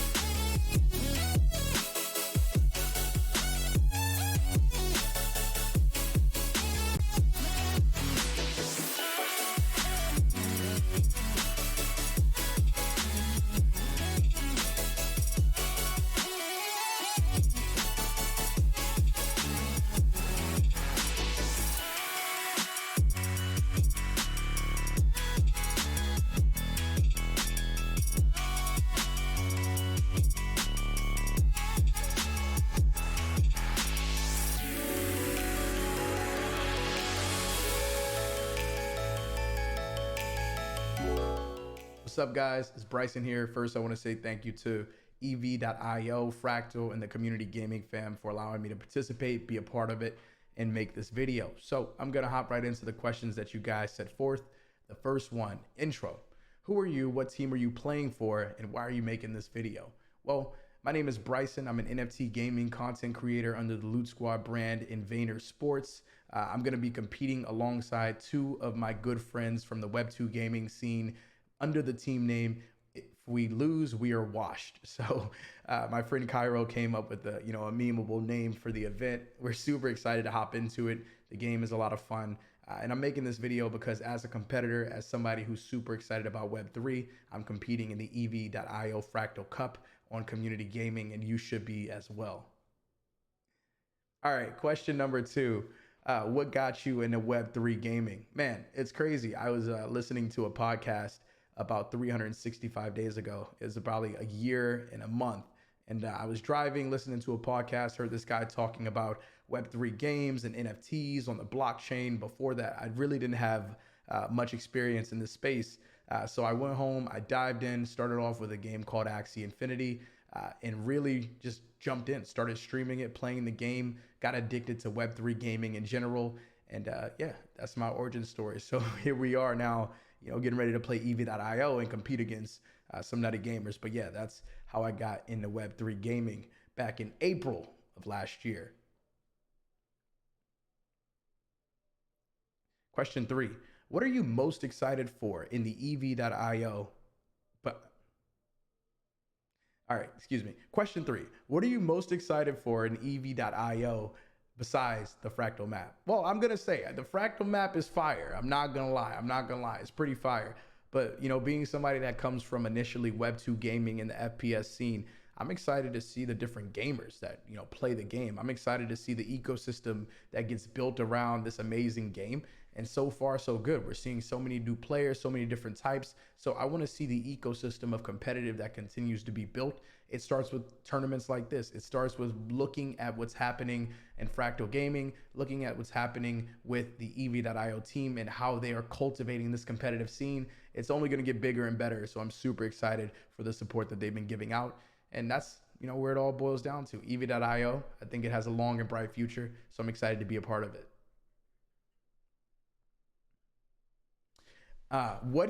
Question 4, what can we expect from you and your team in the upcoming tournament?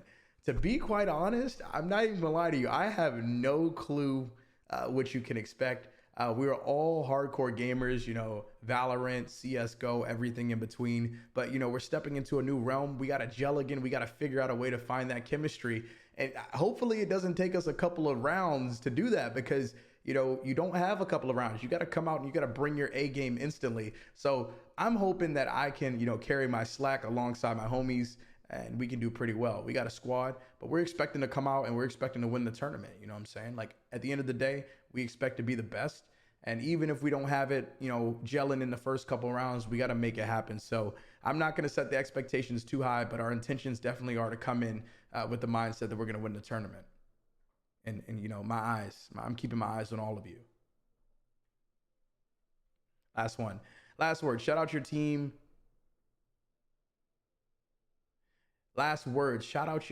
Okay. Last question. So lastly, I want to give a big shout out to the two guys that I'm competing with. I've known these guys for over 10 years in gaming. 10 years. Stein, AJL, and Cairo on Twitter. You guys are awesome. Excited to play alongside you under the team name If We Lose This, We Are Washed. And also a big shout out to my mother and father. They were supporting my gaming career way back in the day when I was playing Madden on, the Xbox 360. My mother would drive me up and down the East Coast to play in these different Madden tournaments and gaming tournaments and Call of Duty tournaments. So it's excited to be back at it, excited to be in Web3 gaming. And I think we all have a bright future ahead. So again, shout out. And lastly, again, big thank you to Community Gaming for hosting the tournament. Thank you to Fractal. Thank you to EV.io for putting on an amazing tournament. And as always, guys, become the impossible.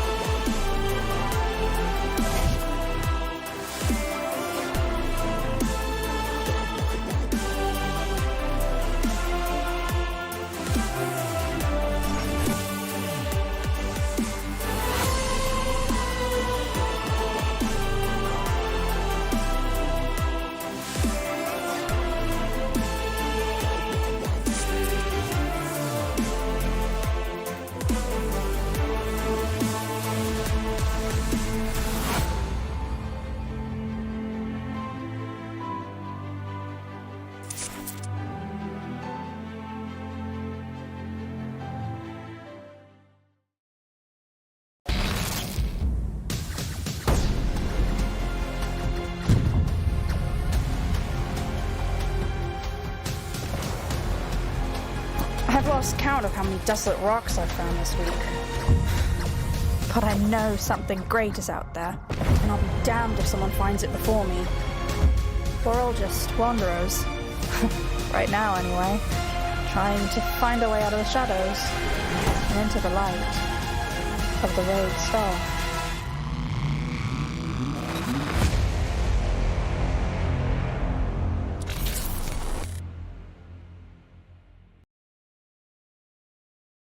You can stop at 5 or 6 NFT Marketplace. or just 1. I don't need friends. They disappoint me.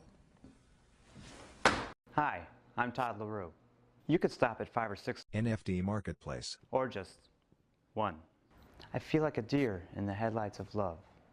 You could stop at 5 or 6 NFT Marketplace. or just 1. Can I ask you kind of a weird question?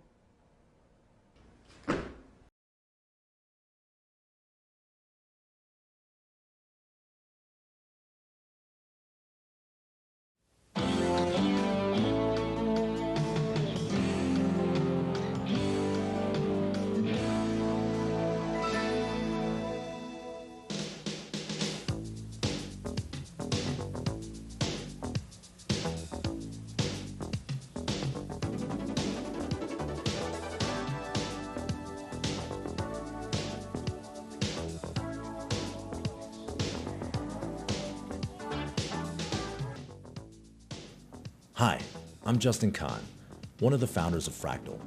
Previously, I co-founded a small up-and-coming underground live streaming platform called Twitch. Twitch changed everything. Aside from bringing the world hot tub streams, poggers, chat, and epic gamer moments, it also unlocked an entire industry for gaming content. No one saw it coming. We've come pretty far since I strapped a camera to my head and live streamed my life. Well, maybe not that far. Games are growing bigger and faster than ever thanks to in-game assets like cosmetic skins and items. Last year, developers generated over 35 billion in microtransactions alone. But what if I told you that gaming NFTs are going to be way, way bigger? What if I told you that the power of Web3 is going to unlock the gaming economy on a scale we've never seen before? What if you could tell your mom that all the hours you spent grinding mounts in WoW aren't a waste of your life, and have that actually be true? That's why we built Fractal. Because at the end of the day, we're all gaming and crypto degens. I'm here to answer one question. What the fuck is Fractal? Tighten your chin straps. I'm about to take you on a magical journey through the Fractalverse, through our marketplace, launchpad, and Discord server.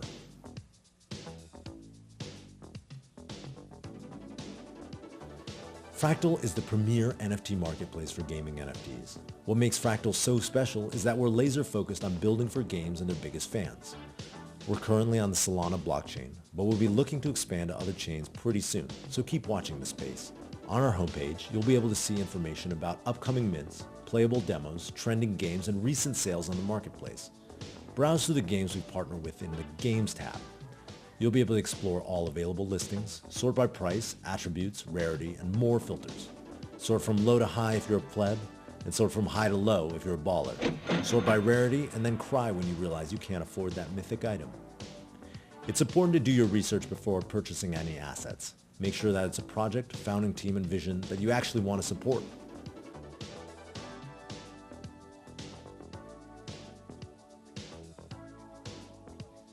Now this is where the minting magic happens. The Fractal Launchpad is where we directly help games launch their mints. You can think of it like Kickstarter for Web3 games. This is how fans, that's you guys, can support games in fulfilling their vision while getting early access to assets that will be usable in games when they launch. You can view current and following mints, whitelist requirements, remaining supply, and information about projects and their teams. Once the mint countdown timer reaches 0, and provided that you're holding the right whitelist token, you'll be able to participate in the mint. When all the mints run out, you'll be able to sell your NFT on the secondary market.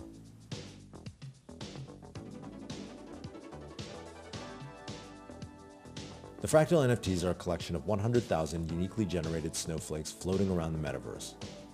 These NFTs are going to have a ton of benefits on the Fractal marketplace, the community, as well as eventually in games when developers start building them into their games. There's a ton more information about the Fractal NFT, including factions, power levels, hidden attributes, and more at nft.fractal.is. We'll talk more about the community benefits of Fractal in a second.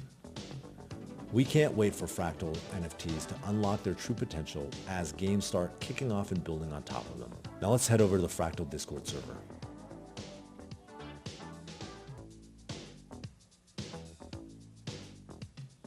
This is the home of the Fractal community, our very own special snowflakes. Here's where we built a tight-knit community for gaming and blockchain enthusiasts from all over the world, aka the world's biggest ape sanctuary.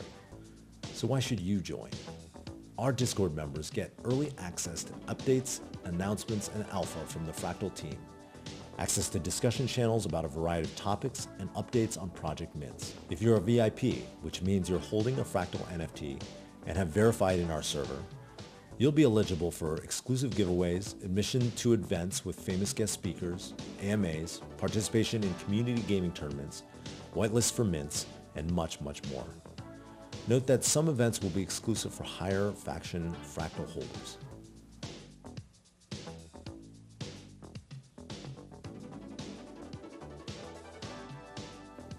Lastly, if you've been following us on Twitter at FractalWagMe, you might have come across a hashtag proof of Justin.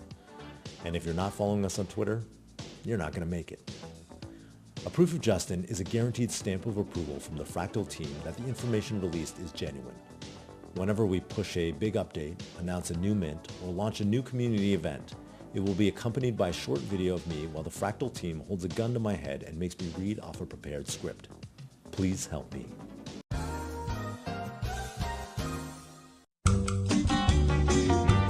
Remember, if you didn't hear it from me, it's probably not true. So that's it. This has been your Fractal walkthrough. Make sure you watch this every night before you go to bed and pray to the crypto gods for alpha. Go check out our site now at fractal.is and join our Discord server to start exploring the gaming metaverse. And one more thing, make sure to type out the URL fractal.is.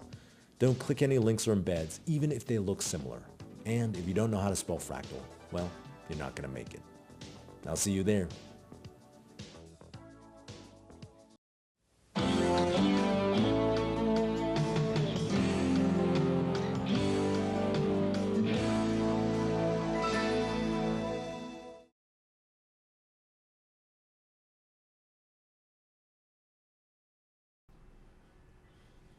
Hello everyone, it's good to be back. Day 2 of the Fractal Cup for EV.io. My name is Keg and I'm joined by Jim once again, and we're so excited to see as we get ever closer to the grand finals who can make it out of the depths of the elimination bracket to meet up against Censored in the very final matchup of the day.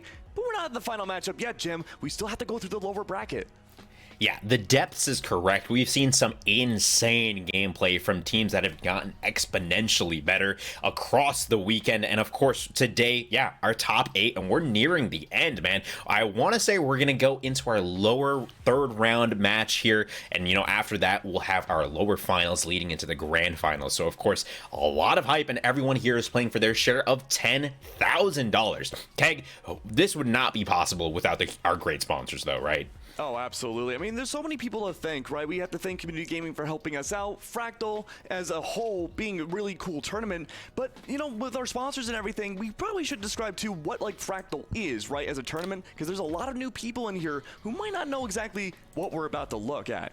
So, the Fractal Cup is brought to you by Fractal.is. Fractal's a marketplace for gaming NFTs, which are durable assets that let you do something inside the gaming universe. Now, Fractal's mission is to create an open platform for free exchange of digital goods. They do this by partnering with the best of the gaming companies, such as the sponsors, launching NFTs, and building tools to help them reach their customers at that scale. And we talked about this before going into the game last time, but you're going to see a lot of scale when it comes to going inside the game, because the map is huge. Yeah, the map is huge. The scope of the game itself is massive. And of course, if you haven't seen any of the matches yet, imagine something as a mix between Halo Infinite, Overwatch, arena FPSs of yore, and man, you've got a title for sure. Speaking of the title, it is EV.io. It's browser-based. It's a free-to-play, play-to-earn first-person shooter with over 15 different maps, 20 different weapons, 5 game modes, and like I said earlier, tight and precise gunplay. What makes it unique, though, is that every time you actually get a kill in the game, you will receive some Solana. So you can head on over to EV.io to start playing, and they're actually having their very first mint for their NFT collection on May 11th on the Fractal launchpad. And of course, the game itself is made by one of the titans in the web gaming industry. It's Addicting Games. Everybody knows them, and if you don't, you're not going to make it. As Justin said himself. I do hope he's doing okay, because he did say that there was a gun to his head, and, he's being forced to say all those things. So obviously he's kidding, but we're super excited to have you all here today. And of course, this game has been awesome. The tournament's been great. And shout outs to everyone for coming out and watching today, because we are getting ready to hop into one of the lower round matches before we culminate in our grand finals today, where everyone's competing for $10,000 around the globe. Keg, it's going to be nuts. Absolutely nuts. And what a better team set to have here besides or with NFT screenshotters and Xborg Telos. Now, we saw a lot of Xborg Telos yesterday, and they did a fantastic job, but they started off on the wrong foot today, and they found themselves into the lower bracket. But again, if either one of these teams can make it through, they have a chance of going up to the grand finals against Censored, a team who's been flawless this entire tournament, to see if they have a chance at that lion's share of the 10,000.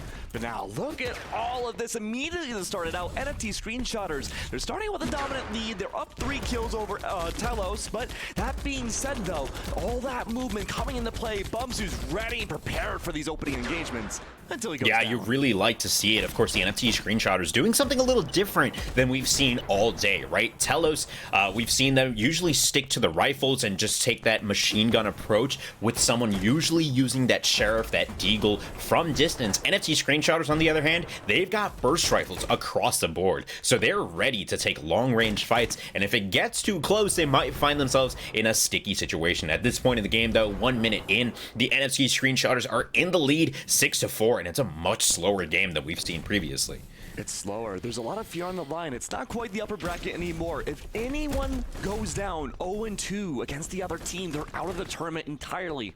But that being said, though, NFT screenshotters, they're ahead by 3. Things are looking good. That movement, Jim, you mentioned it yourself. It's doing very, very slow works. There's not a lot of grenade jumping this time around. It's all about huddling together, playing off each other, that coordination, and making sure that everyone knows their proper roles. But look at the push up here from Xborg Telos, though. They're going to be intending to go in for the leftmost side. They go up above in the safety zone for NFT screenshotters, but safety no longer.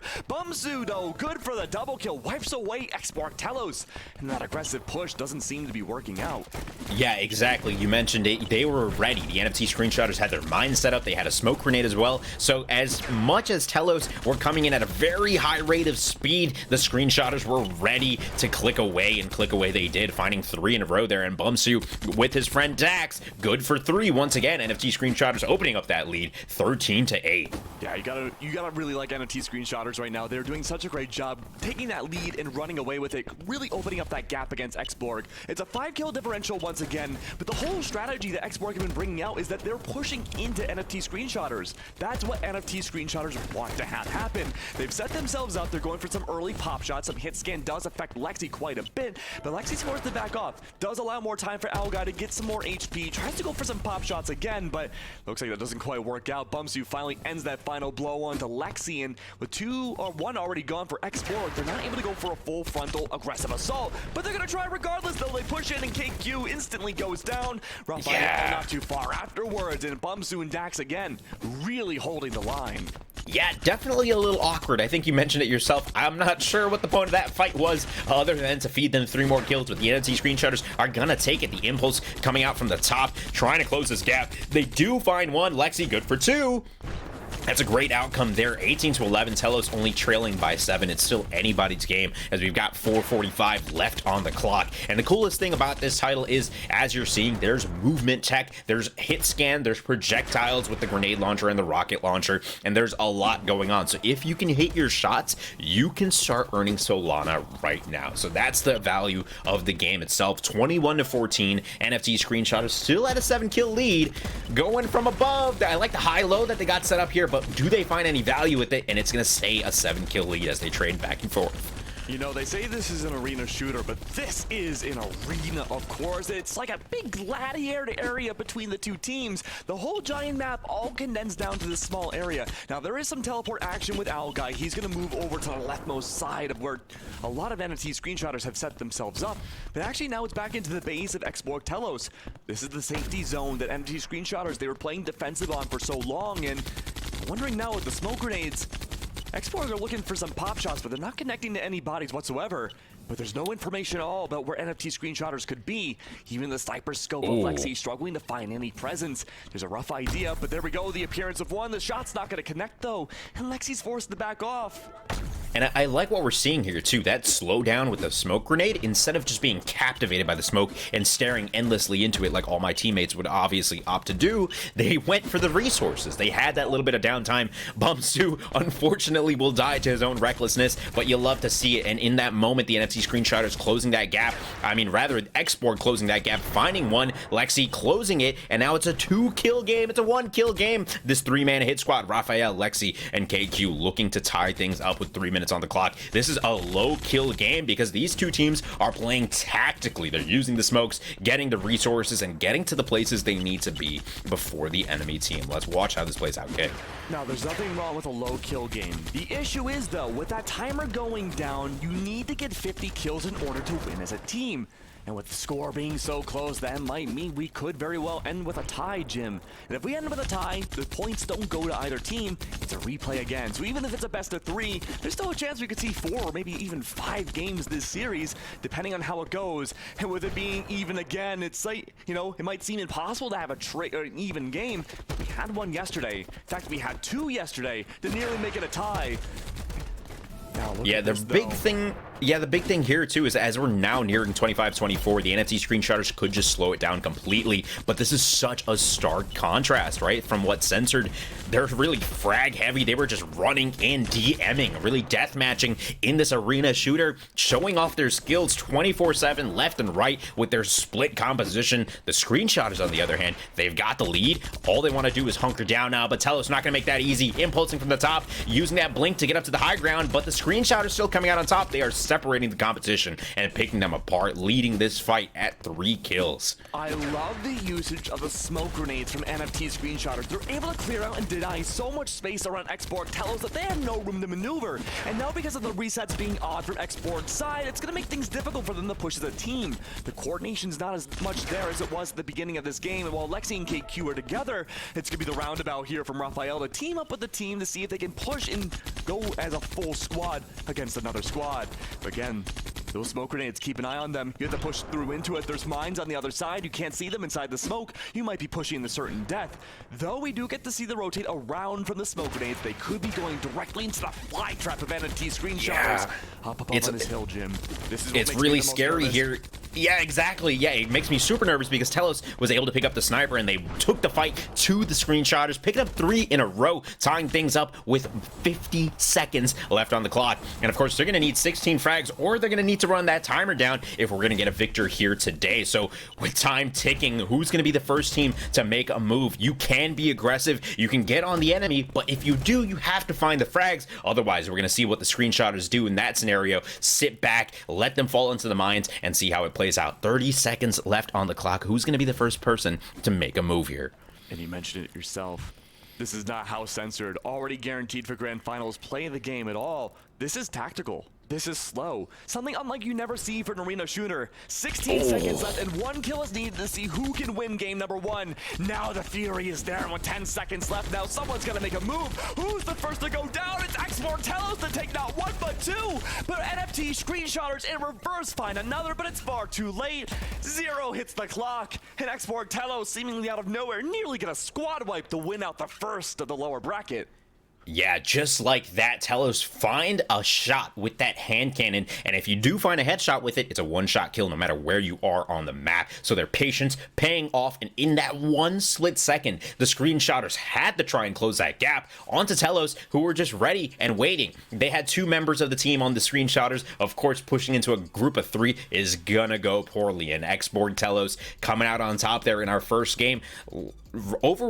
2 kills, really. That was really it. Like, it was close. And like you had mentioned before too, Censored playing such a different pace of game. How is it going to be when either of these teams make it out of here into the grand finals? How are they going to face off against something of a titan that Censored are? I'm not sure how it's going to go, but wow, what a different game that we saw, and what a close finish to our first round here. I really wish I could tell you how it could go against Censored, but the thing is, either one of these teams have a great chance of going up against Censored. Both teams play incredibly similarly that at times it's hard to tell who's who, right? Because it was 34-34 right in the final minute of that game, and all it took was a simple little risk from both teams to see who could push up there. And now that both teams know generally their kind of their waves of ocean, like how they want to play in certain times of the game, we could very well see an aggressive start to finish from one of these teams to deny that kind of safety precaution that we had seen a lot of these teams play at the very end. Yeah, absolutely. You know, I wonder too, going into this longer game, because this is a best of 3, right? And we're already in the lower bracket. The grand finals will be a BO5. They have some sort of opportunity here, right? On the screenshotter side, you had the lead for a lot of that game and only just lost grip of it at the very end. How do you change that now, right? Maybe you go more aggressive towards the end of that second match to try and close it out because you know you have the gun ability. Can you keep up the momentum and stay consistent? That's really the key, because it's an endurance sport at the end of the day, and endure is what they're going to have to do if they want any chance against the best of the best that we have running in our tournament today. So, you know, we're going to have to see how they play it out in this second round, but Keg, I can't even expect anything else because it's such a different pace of game that we're seeing, and there's so many possibilities for how you want to approach this as a team. I'm glad you mentioned possibilities, because there's one big core difference. I said that it was a little hard to tell towards the very end who was who, but in the mid-game, we saw all those smoke grenades come out from NFT screenshotters, and that really changed the pacing of a lot of different things. I guarantee you, as we go into the second map, that we're going to see that one more time, all the smoke grenades denying that space away from each other for so long. But again, if you can control the majority of the map in that style, is it really that different from how Censored played only like, what, half an hour ago? Yeah, exactly. And of course, we are in our third round of our lower bracket. Past this, we'll be heading into the lower finals, into the grand finals, if I'm not mistaken. And of course, if you want to get in on the action, head on over to ev.io, get in on the TDM action, start grinding, because we're going to be doing a lot of these tournaments as well. And if you want to join our gaming community co-founded by the founder of Twitch, Justin Can, hit !Discord, and we can get you situated and where you want to be. So of course, after this BO3 is over, we'll be heading into round 4 of the lower bracket. Past that, into the finals. And so we've got a stacked evening of competition for you as the NFT screenshotters start this second game with a 3-0 lead. I know, it's already a good start from NFT screenshotters. Xborg, though, they were a little slow in the beginning and early games too about finding their impact with these kills. And we do get to see a bit of a setup here from Xborg Telos. All playing together. Early launching, though. Good setup for the execution. Goes behind the sides. Oh. There we go. We saw the same exact area be a gladiator arena last game. But can that happen again? It's a full wipe. Xborg Telos. They attempted to go for these plays so many different times in the last game, but it finally worked out until Alguy comes by and eliminates 2. Yeah, Dax now looking for a 5th here, finds 6. Alguy finds 1 as well. It's so back and forth at this beginning part, but the key thing that we want to mention is that there have been some weapon swaps, right? On the Telos side, we're seeing more burst rifles overall, but NFT screenshotters are going to stick to their guns and stick to those hand cannons, because my, oh my, they do damage, and if you can land that headshot, if you can aim, you will be rewarded for it. Now, watching this hallway, right, we just keep seeing this area get smoked over and over again, and it's a really important choke point, because right outside of that hallway is that power-up weapon, and so obviously the power-up weapons are stronger than the weapons you spawn in with, so you want to try to control these resource points across the map. Now we see different teams playing it differently, and some just have no regard for their life as he impulses in. Raphael finds 2, and Xborg Telos take the lead just momentarily over the screenshotters. Xborg have really stepped up their coordination game from the ending of last to now. They are looking so much more together when it comes to tradability and just working off each other for those gunfights. Now, this is the safety zone that we had seen NFT screenshotters use quite a bit in that first match. It seems like they've been forced off already. Smoke grenades are out. We talked about the spacing, and watch out. You can even shoot through the smokes to see, maybe even find a rogue shot and some damage on the other side, but it's a little unlikely. That's not going to stop it. Xborg Telos, though, from attempting to do so. The smoke goes underway. Got to keep an eye on Bumsu here. May have the chance to go for a very small but hidden flank. It seems like Bumsu's just biding his time, though. Gonna go under. Yeah. Could be good to find Raphael, but he keeps jetting around. He keeps teleporting. He could be anywhere. He's a mirage, but up in the sky, it's Lexi instead. And they take down Bumsu in the process. A double kill, no less, for the Green Warrior. Lexi just showing off a little bit too, you know, really hitting that Quake mechanic. If you've got all the weapons, you can keep switching between them. It's always faster than reloading, and you saw it with a hand cannon, taking a couple of shots, switching over to that rifle, finding one, and then switching over to that mine, tossing it, and finding an explosive kill. You'll love to see it. Telos opening up that lead to 3 kills here, 19-16, with 4 minutes and 50 seconds left on the clock. The screenshotters, though, they always take this back area because it's outside that hallway, outside that resource that you want, that power-up weapon, plus you have access to the higher ground, which also serves as some sort of barricade on the other side of the map where that portal is located. So map control, resource control, all important things, and like we're seeing once again from that first round, a slower overall map. Yeah, that position on Fractal is really, really strong for any team to hold, because if you use the smoke grenades to the left like they have been, you can only have a funnel. As a team that's not in that small area, they're pushing directly in these long lines of sight, and more likely than not, you're going to see a lot of sniper action too. But Bumsu is actually going to relegate that position away, and so is the rest of Xborg Telos. They move away, and they go for the gunfights again. So close to tying it up, so much so that they actually do. 20-20 with 4 minutes left. I'm noticing a pattern, Jim. Almost I the love same to see exact it. score line as game number 1, isn't it?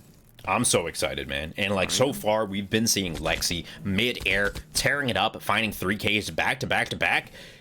Now we need the rest of Xborg Telos to step up, and if they can, screenshotters might just be history, man. It's been a while, though. A whole 20 seconds without a kill. Xborg Telos going to release the dam, gush out water a little bit more for 3 kills on Lexi, and that's going to be a squad wipe, at least for now. Though they do respawn fairly quickly. Again, that strong position. Keep an eye on that. Smoke grenades to the left. You have a long line of sight towards the front. You have to blast pack your way in with all those grenades and try to get onto the site. But no, Raphael, another one to wipe away all of NFT screenshotters. And it's a barricade. The NFT just have not been able to break yet. Yeah, that 3D positioning from the side of Telos is so good. Playing around that obstacle, if the team of NFT screenshotters comes impulsing in, comes flying in with their rockets, all you have to do is split and then they can't deal with you. Xborg Telos realizing this, keep exploiting that fact, and man, if they can keep this up, the screenshotters might be in a lot of trouble. Now, trying to take a lot of shots from afar with that burst rifle, Algai trying to secure some resources as well. What you want to do is make sure that you know the timers for those respawns down to muscle memory, so that you can already be there before it spawns to pick it up as soon as it comes up. Hand cannon, tries to get it, but is denied by Dax, and that's exactly what we mean. Control of these resources is gonna be important. Raphael finds another 32-24, 2 minutes and 20 seconds left on the clock. And for the majority of the first match, it was NFT screenshotters who had this little crevice area all to themselves, and it was Xborg Telos who had to force their way in and go for the attack. We never really got to see NFT screenshotters go for those forward attacks so often, but this game, we're seeing why they didn't want to go for it. They've been struggling on these aggressive entries so much, and it allows much more defense for Xborg Telos to play around with. 37-27 though, the biggest lead we've seen so far for Xborg this entire match. We'll have to see though what the pushing could be for NFT screenshotters once again. They're struggling to push their way in, but there is one of a bot that does get by. It's Dax, but he's not good for any. It's Lexi again to melt them all down. Lexi again to beat them all down, man, and it just blows my mind. The pace of this game is so much more methodical, but Xborg Telos found that opening in NFT screenshotters defense and their offense, and really they've got their foothold and they are climbing up this ladder. 44-29 with 1:20 seconds left on the clock. Xborg Telos are looking clean and their team play is on point too, but Censored is a beast all in their own, waiting in the grand finals. It's giving me David and Goliath vibes, man. I'm not gonna lie. Absolutely. But let's see who's David, who's Goliath. We may not know yet. NFT screenshotters, there could be a remote chance to bring it back. It'll be a daunting task to say the very least, but it's possible. But with less than a minute left on the clock, NFT Screenshotters, the door is slowly closing. It's a best of 3, and they've already lost the first match at Xborg Telos. They're looking good and make their way slowly but surely closer to the grand finals. Yeah, here we go. Impulse off the top here, down onto Alakai. Great shots. Finds Dax with the help of his teammate Lex. Great return there, and that is 50, ladies and gents. Xborg tell us the quick 2-0 over the NFT Screenshotters in our lower round 3 match. And of course, they'll be proceeding, and just like that, the NFT Screenshotters are out of the tournament. It was a double elim run, and of course, they made it all the way to top 8 and all the way here. But unfortunately, that's the end of their run as Xborg Telos look to secure their place in history in Fractal's EVIO Cup for $10,000, man. It's getting closer and closer. And yeah, I mean, at the very end, it was NFT Screenshotters who kind of fizzled out. They were looking so strong in the beginning. Both the early game and the mid games that we had seen in both of those matches, they looked fantastic. But Xborg Telos, again, whether it be adaptability or what have you, they were able to push in, and they found that defensive hold for the entirety of that second game, and they never let go. Again, NFT Screenshotters, they looked so good, but their one weakness was that their aggressive attacks never quite worked out. Yeah, and really just such a great presence of mind. When you talk about winning in esports, you need to be able to adapt, right? You talked about it. That first game, it took so long for Screenshotters to gain some sort of momentum. Like, they had the lead early, but then to keep it up was so hard. And of course, Telos snuck in there at the very end, found it, and then in the second game just ripped them wide open. And man, the difference was night and day. So can they keep it up as they go into round 4? But of course, we are going to hit a quick break as we get our players locked and loaded and ready to rumble in our round 4 of the lower bracket. And then from there, we'll be proceeding into the finals and the grand finals. So we've got a lot of action ready for you all. But with that said, we're going to take a short break, and we'll see you right after.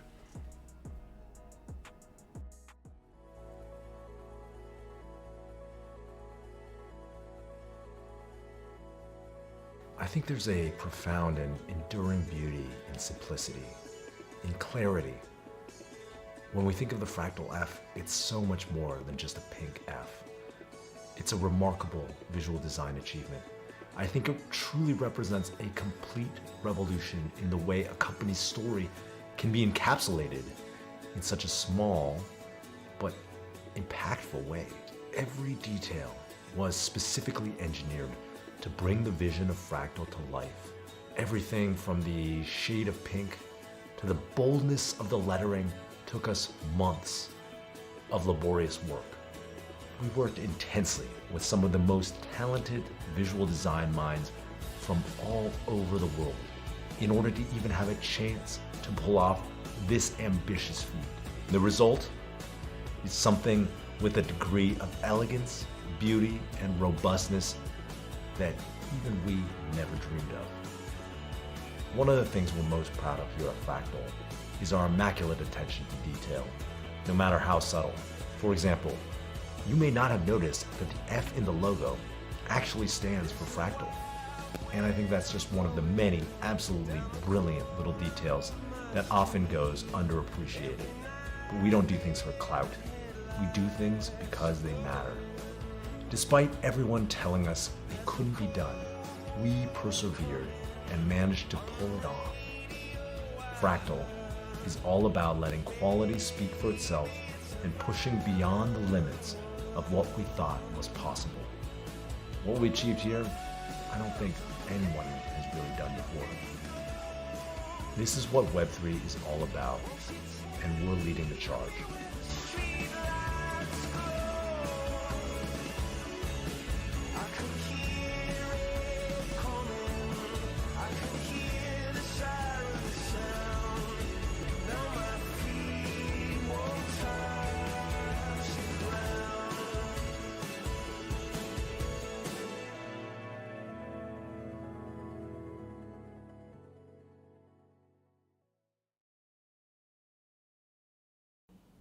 Okay.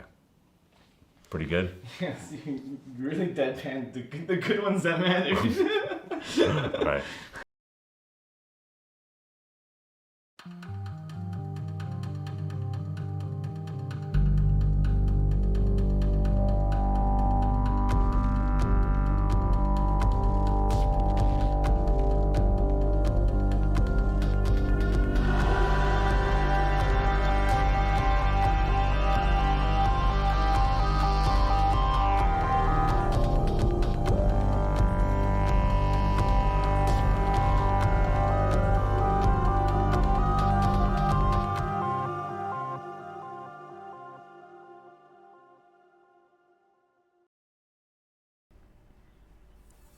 Welcome back, everybody, to the Fractal Cup. Again, my name is Keg. I'm joined by Jim. We're going to see again who can make it through and maybe challenge Censored in the grand finals. But before we get to the grand finals, we have to see for the lower bracket finals to see between who can win, between Xborg Telos and Crunkage, who can win.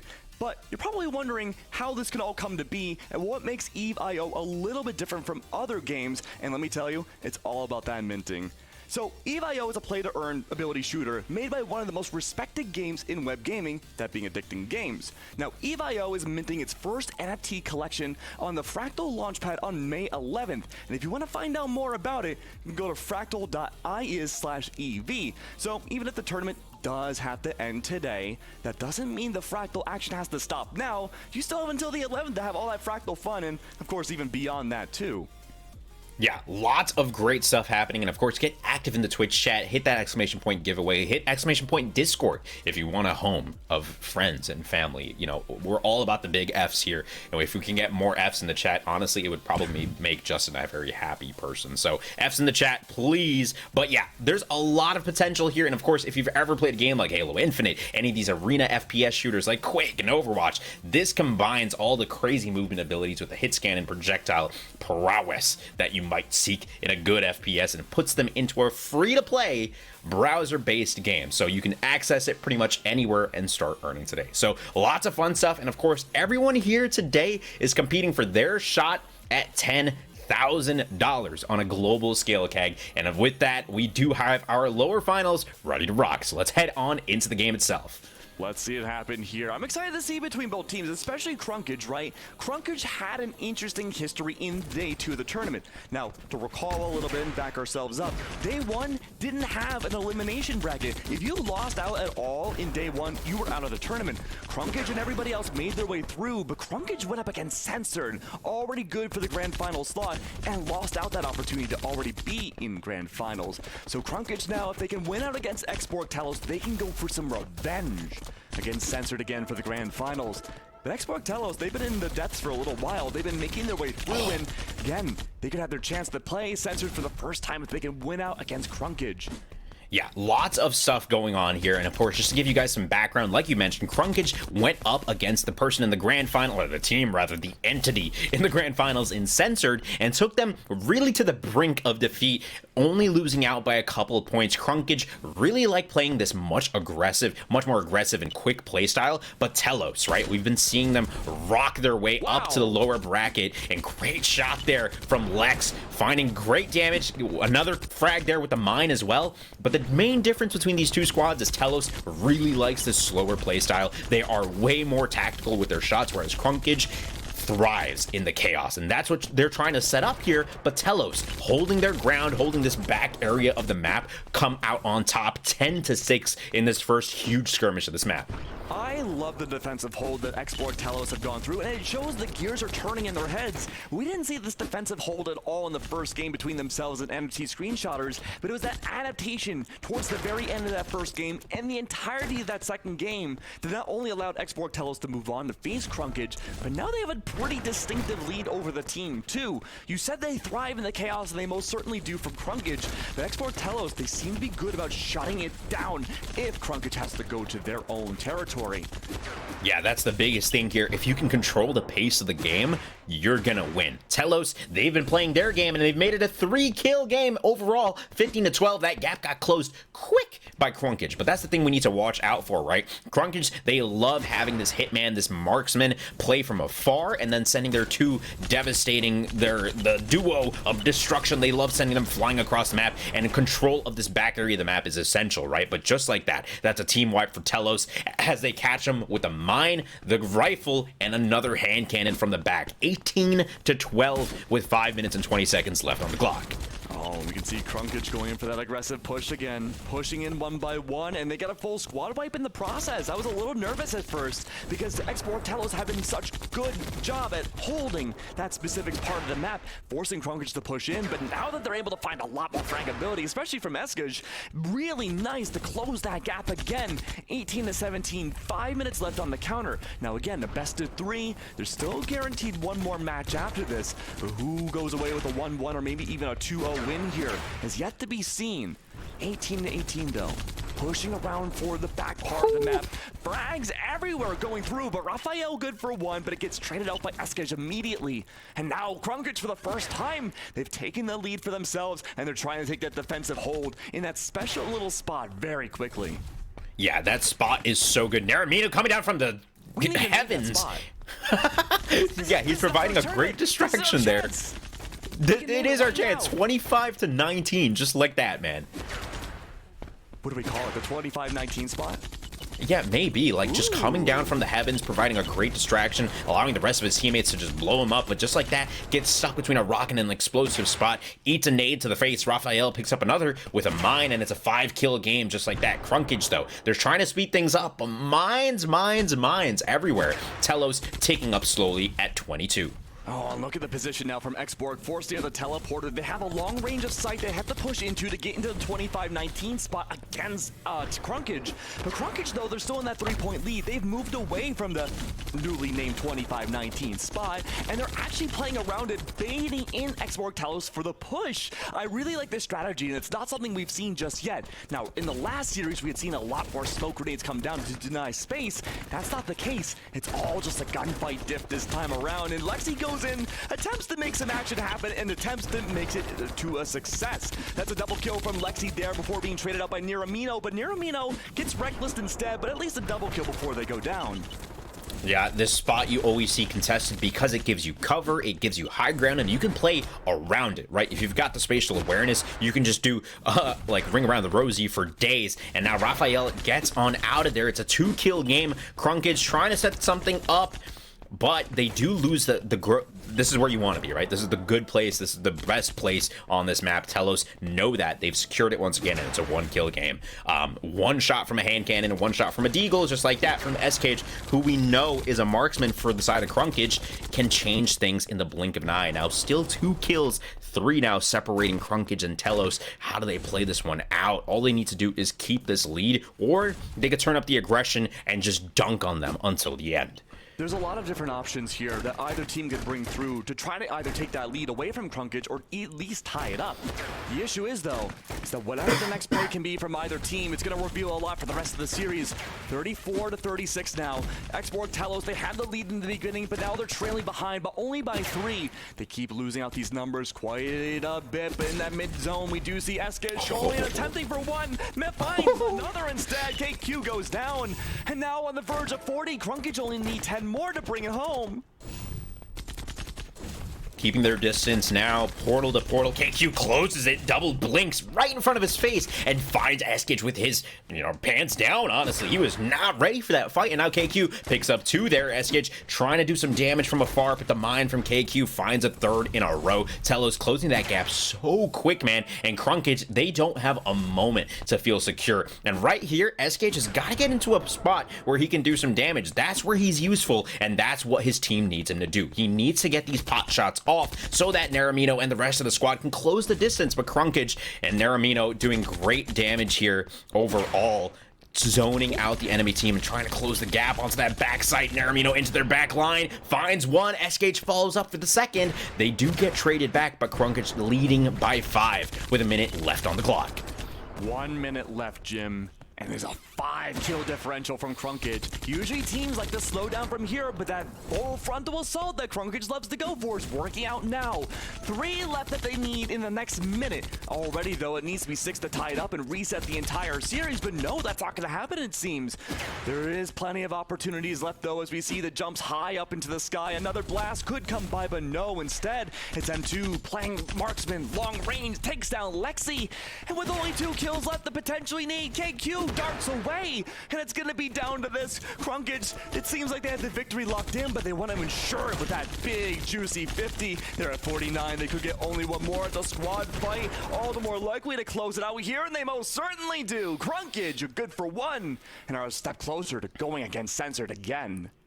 Yeah, a scrap to say the least. That was back and forth. Crunkage finding it in themselves, though, to come out on top with a lead of 6 kills there by the end. And as you can see on the scoreboard, not such crazy KDs, right? That was scrappy all the way through. We are accustomed to seeing 4 KDs coming out from teams like Censored, but in this one and in the matches leading up to the grand finals, things are scrappy. The skill difference is not that high, and really it's anybody's game. So Crunkage finally putting themselves on the board, man. This is going to be great to see if they can really close it out all the way. I gotta say though, the adaptation for Crunkage just to play even more aggressive than before isn't something we've seen from any other team, or at least successfully work for any other team. But we're not gonna waste your time with our pretty faces. We're gonna go straight into map number 2 and see what adaptation Xborg Telos can bring, because they need to have one if they want to stay in this series and in a tournament too. Absolutely. And speaking of not wasting time, EV.io. This is the game that is being played. It's a play-to-earn ability shooter made by one of the most respected names in web gaming and addicting games. They also are minting their first NFT collection on the Fractal Launchpad on May 11th. That's in 3 days. Of course, if you want to learn more, head on over to fractal.is/EV and type in !Discord if you want a lot of friends as well. So now let's head back into the game. Crunkage leading 4-2, already way slow, not even opting to go through that teleporter and chase, and instead playing the map positioning because Cage, of course, wants to try and take it, but gets shut down for his efforts. Yeah, this is looking a lot more loose from Crunkage's side. Even if they're now losing by 1, they were playing so much more spread out. They were feeling good about those pincers and taking down the rotates from Xborg Telos, but that's not working at all. Xborg Telos are doing, well, Xborg Telos thing is they're going back to the 25-19 spot and holding down the line of fire in case Crunkage want to push in aggressively. And we know Crunkage.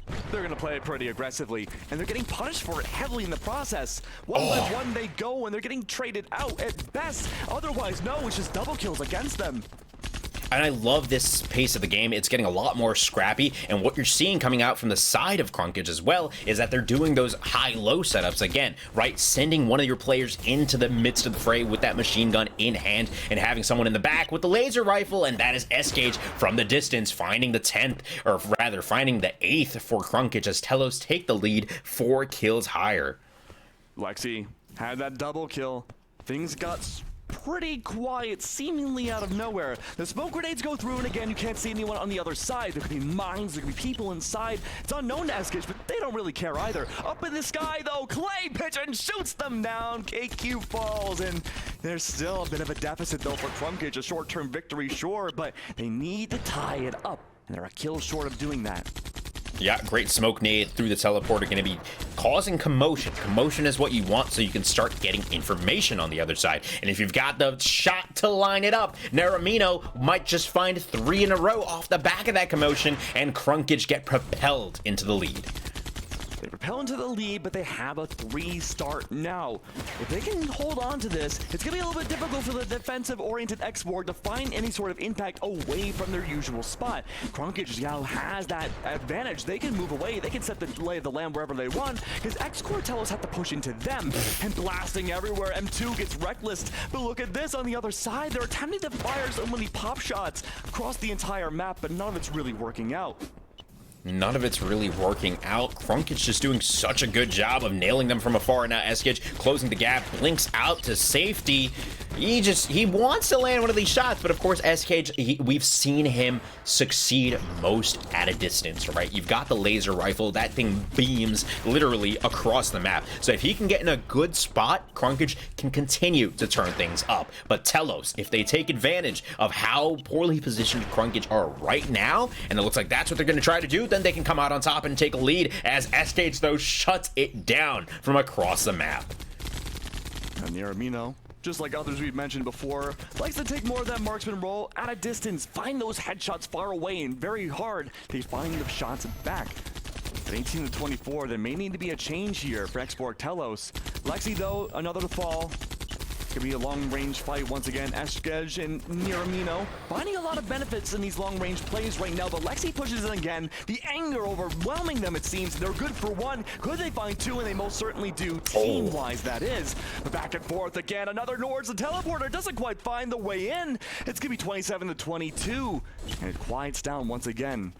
Yeah, value is what we want to talk about here, because you saw Cage, even though he knows he's about to get clapped, he's at 1 HP, he still takes that laser gun shot and connects for a frag. And that is ultimately, those moments are going to be what defines the victor here. Crunkage, they're min-maxing everything. Even if they're at the lowest HP, they're going to try to get some damage down, get the calm out, and get some frags down, because they know that the respawn timers are so low. If they can keep the momentum up, they can get the advantage back. But Telos, they're cognizant of the same thing, and they've made it a 2-kill game here. KQ doing lots of damage, now needs to close that gap. He knows he did a lot of damage. Can he finish it off as Cage finds one, keeps it a 3-point game, and keep Crunkage in the lead?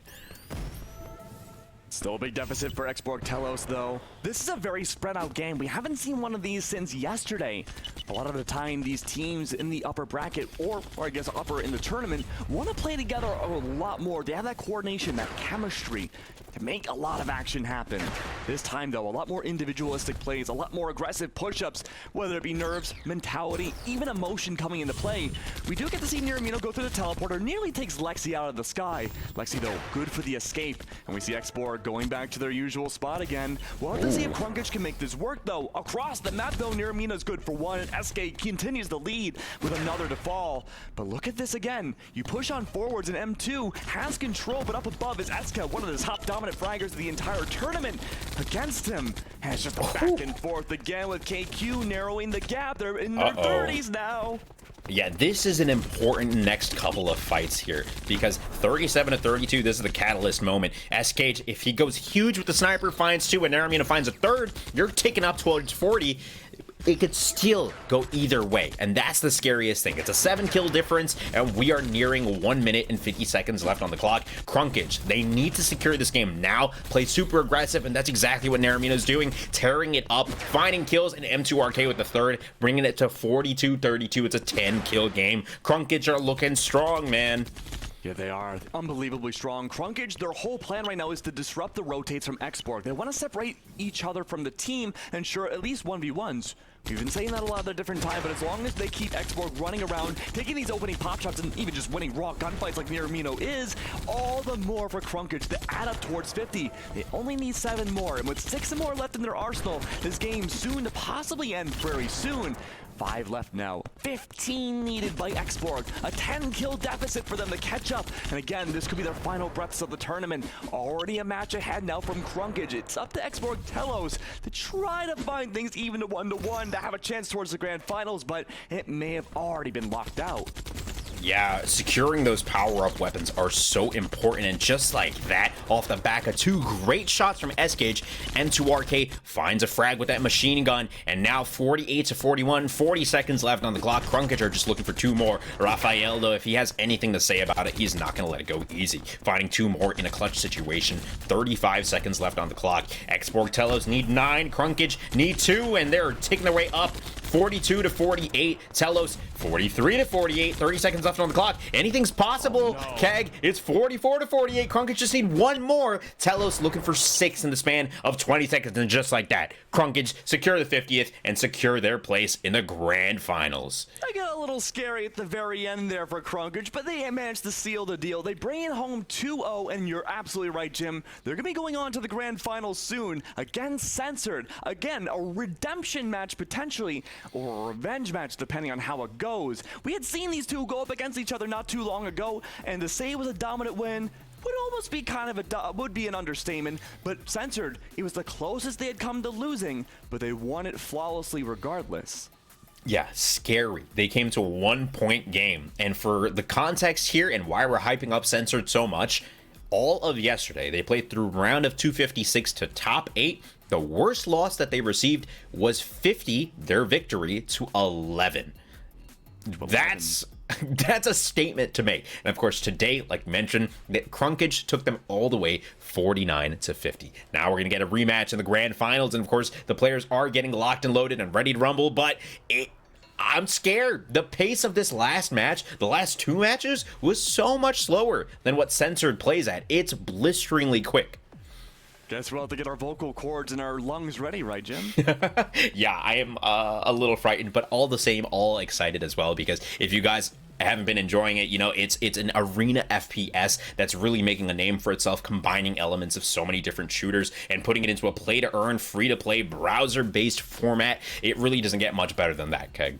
No, absolutely not. And I mean, too, all these different players, we highlight a lot of them for fragging out so much, finding so many kills, because of how the game is made, being different from other games that you've seen before. Every time someone in this game, or even you if you log in and play yourself, can get some Solana for every kill. That means you can make quite a bit of money playing this game. Yeah, for real. And of course, we want to shout out Fractal, putting on the Fractal Cup for the very first time, and it's fractal.is. If you want to navigate to the website itself, it's a marketplace for gaming NFTs, durable assets that let you do something inside the gaming universe. So Fractal's actual mission is to create an open platform for the free exchange of these digital goods. They do this by partnering with the best of the best in gaming companies, launching NFTs and building tools that help them reach their customers at scale. Keywords, and of course, Keg, they've got a mint coming out for EV too soon, no? Oh, I like mints, absolutely. So it's going to be interesting, right? Because it is a free-to-play ability shooter made by one of the most respected games in gaming, it's going to be addicting games that helps out. And so EV.io is also minting its first NFT collection on the Fractal Launchpad on May 11th. That means, yes, again, if the tournament does have to end today with the grand finals after this, that doesn't mean your Fractal or EV.io action has to end now. You still have on the 11th to get some of those mints, right? And then keep playing beyond that. You can rack up that Solana. Let me tell you, I'd be very jealous of you. I would be jealous as well. And of course, we want to shout out everyone who came to view in the Twitch chat. If you haven't already, make sure you type an exclamation point giveaway to try and get some of those epic and legendary WL whitelist spots. You're going to want those. And of course, if you're looking for a community of gamers and a community of people interested in similar things, hit that exclamation point Discord and get involved today. With all that said, I'm Jim Basco, that's Keg, and we will be right back after this short break with the grand finals of the $10,000 EV.io Fractal Cup. You can stop at 5 or 6 NFT Marketplace. or just one. I don't need friends. They disappoint me. Hi, I'm Todd LaRue. You could stop at 5 or 6 NFT Marketplace. or just one. I feel like a deer in the headlights of love. You could stop at 5 or 6 NFT Marketplace. or just one. Can I ask you kind of a weird question?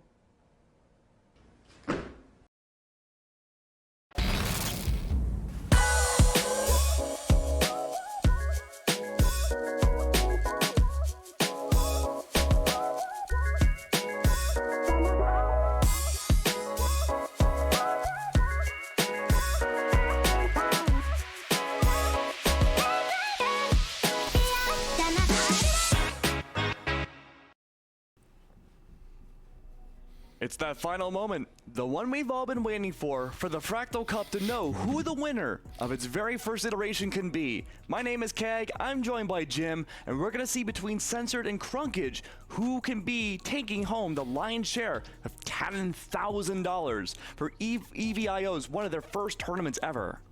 Yeah, it's history in the making. And of course, we've been seeing a blistering level of competition across 2 days with 256 teams, squads of 3 competing from all around the globe.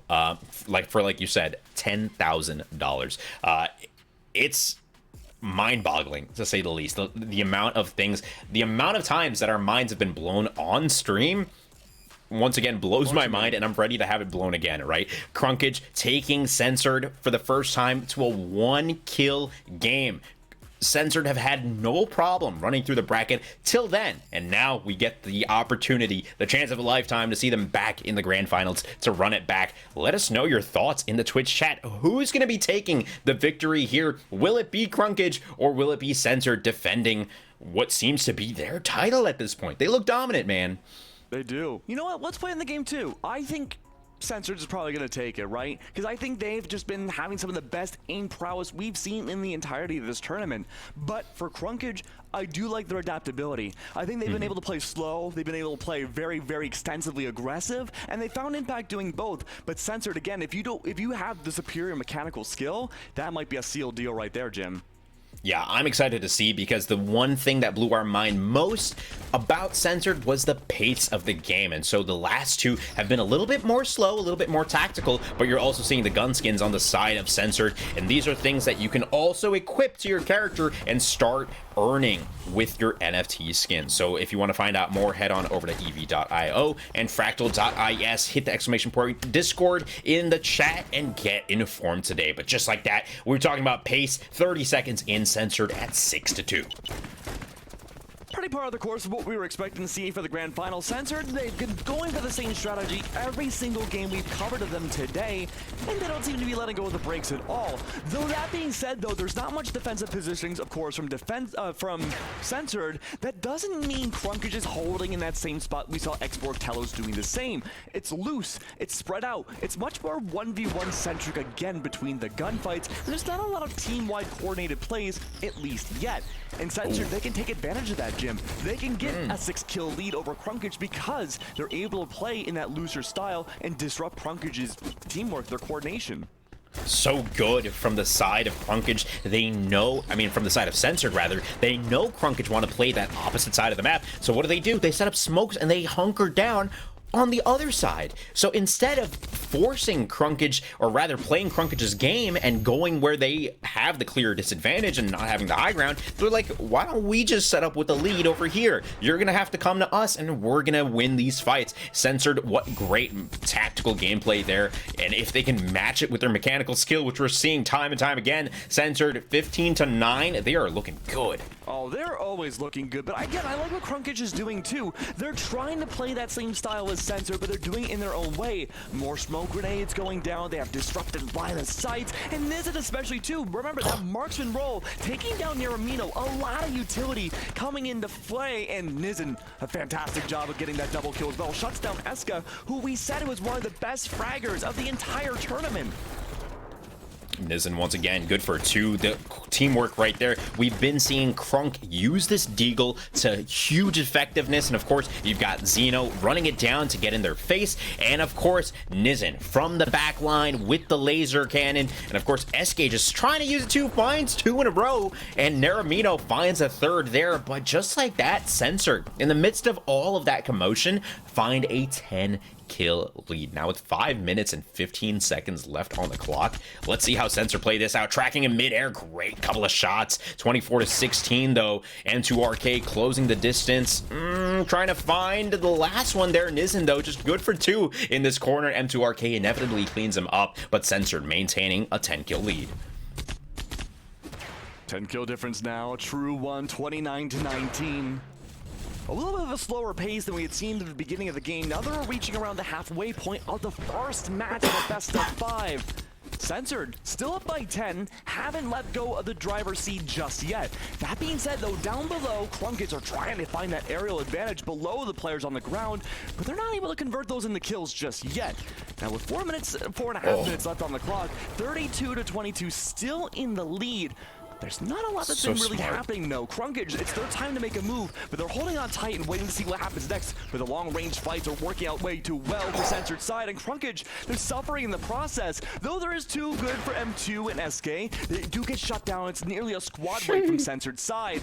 Crunkage, though, they need to find some impact now, but they've been unable to do so. But they are spreading themselves thin, making it more difficult for Censored to go through and find the kills, and makes the likelihood of that gap closing much greater. Yeah, 7 kills separating them both. And, you know, I really liked what Censored were doing with Nizin in that he knew he wasn't going to win that close range fight. He pops the smoke and is just out of there immediately. Regroups with the team and is able to come back on top of that fight. 6 kills. That gap is closing slowly but surely. But just as I say that, of course, Censored do have a response for it. And Crunk just going for these wild shots. And, of course, being aided by his teammate in Zeno is going to find value for it. Naramino finds one onto Zeno and gets back out. And, of course, S-Gage, great nade, great mine, and that's gonna find 2. 5 kills separate these 2 titans. Yeah, that gap is already closed by half so far. Crunkage's strategy seems to be winning so far. They're able to allow Censored to push into their domain, wherever that may be. It's not the usual spot we've been seeing for the majority of the tournament, defensively holding that southern corner of the map. Oh no. Instead now Censored on the cusp of maybe even getting 40 here. They would only need 10 more to bring themselves one step closer to the lion's share of $10,000. But as that timer now goes down below 3 minutes, that gap, even we talked about the kills, it is getting farther once again, but Censored too, they're playing with that timer. Crunkage, they need to battle the timer though. It's not their friend. They have to get the 44 immediately, but there's only potentially 6 left. Yeah, it's beautiful, honestly, to watch, especially Nizen, once he gets that laser gun, which does so much damage from anywhere on the map, and it's a hit scan weapon, so all you gotta do is aim. He just needs to stay alive, and he knows that if he can do some damage, Xeno will be in the right spot to follow it up, and of course, Crunk will be there to help as well, if not by just being a distraction, flying through the air for Xeno and Nizen to pick them apart. Now, one more kill here as Censored get that much closer to securing this first map in the BO3. One potential kill left from Censored to bring things home. Crunkage, if they can find a miracle right now, they could get 7 in a row, make it 6, and they could steal away this first round from Censored. All it takes is a single kill, but there we are. Nizen, the marksman master, the mastermind of the long-range fights, does take it to 50, and that's game 1 for the grand finals of a best of 5 against Crunkage. Beautifully done from Censored. You know, we were interested to see, right? That slow pace of match being played on the southern end of the map has been the meta for the past 2 or 3 rounds of gameplay that we've gotten. But Crunkage this time, Censored this time around, they were like, we already know you were going to try that. What are you doing? And they set up on the other side of the map and they're like, hey, come over here instead. It works out for them. And like you said, Keg, they even play the timer so well. They know the pressure is on Crunkage to try and make a play. They are comfortable being in the lead. And it's really tough too. I know it sounds like I might be a little hard on Crunkage, but what they're able to do is they have those mechanical skills. What they master in is mobility. And with Censored shutting down a lot of that mobility, especially in the early game, it does get really difficult. And while I would say Censored, their best thing they have going for themselves is their mechanical skill, if Crunkage can just keep going aggressive and find that aerial coverage, to say go behind the enemy again for another squad fight, I could definitely see this going 1-1. Absolutely, anything is possible, and it was a 7 kill, 6 kill game by the end of it. So that fortitude we talk about, just maintaining like, hey, we're not out of it yet. It's a best of 5 in the grand finals. Actually, there's a lot more to go. If they can get map 2 and 3, that's a 2-1. They're looking for a 3-1. Anything is really possible. You can't get dismayed off this first score. So close as it was, they've still got a long way to go. And of course, I'm ready to see what else they pull out. What other tricks they pull out of their sleeve, because I loved seeing Nizen just sticking to that laser gun and playing so well off the back of Crunk and Xeno. So if they can keep that real momentum up and keep it top heavy, maybe we're going to see a quick 3-0, maybe not. Who knows, Keg? Yeah, I think it really comes down to this next matchup to see whether or not we go for a 3-0 or not. This is the one opportunity I would say Crunkage has to bring things to a 1-1, or maybe even try to disrupt things later on to have a 2-1 against them.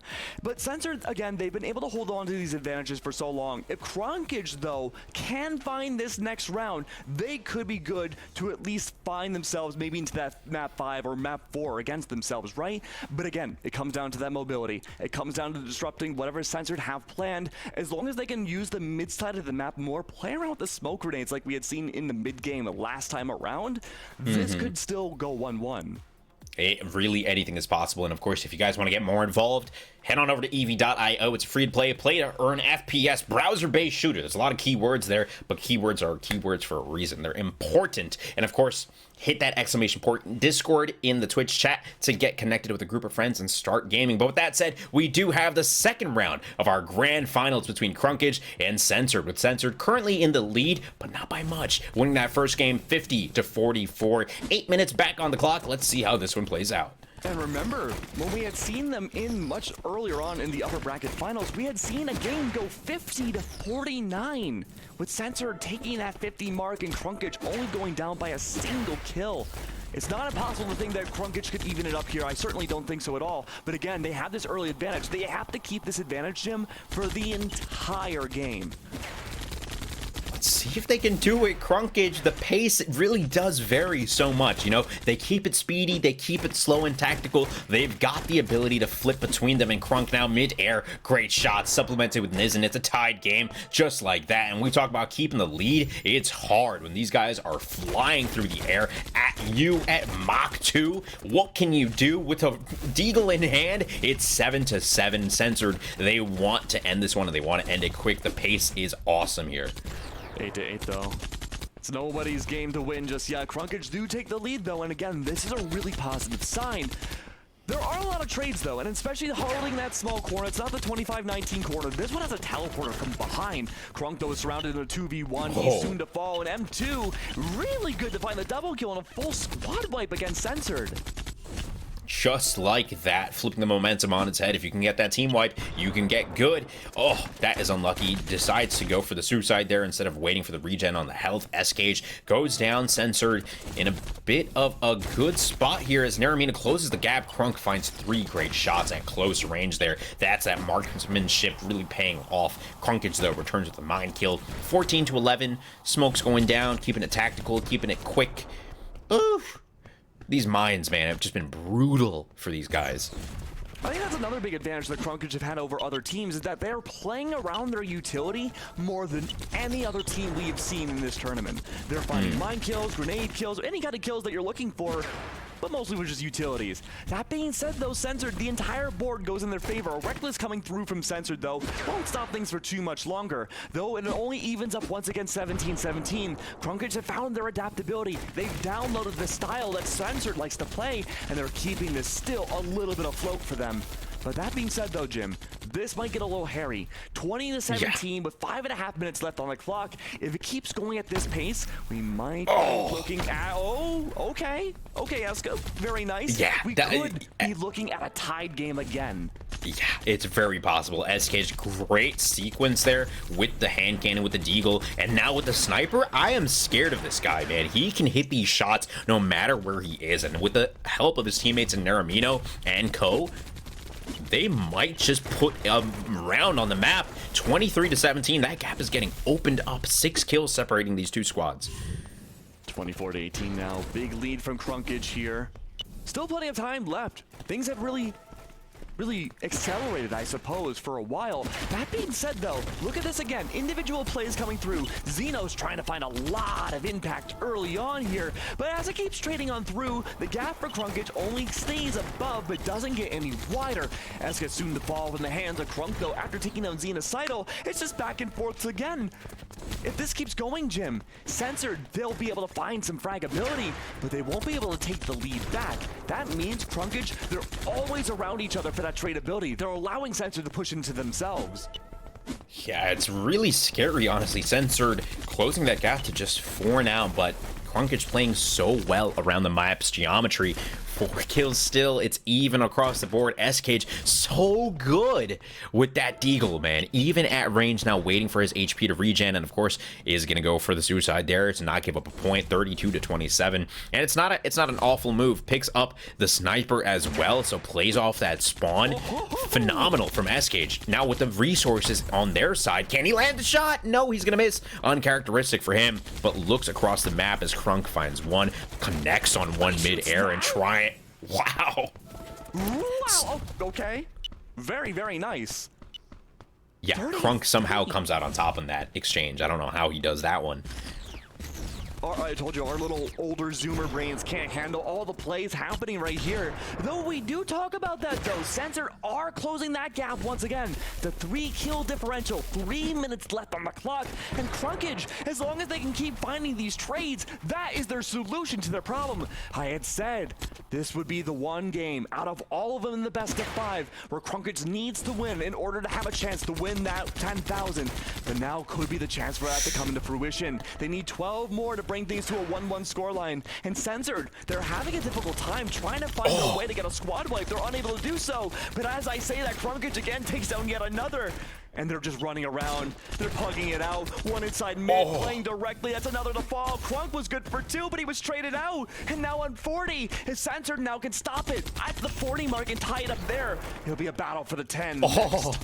This is a real possibility. You've got Nizen on the laser rifle. You've got Crunk balling out with the deagle in hand. Nizen resetting real quick, so he's going to lose that laser rifle. Cage finds a good mine kill there, and they're regaining control of the resource here. Maybe they can pick up a sniper, get it to Cage, and let's see if they can actually keep it up here. And of course, Nizen...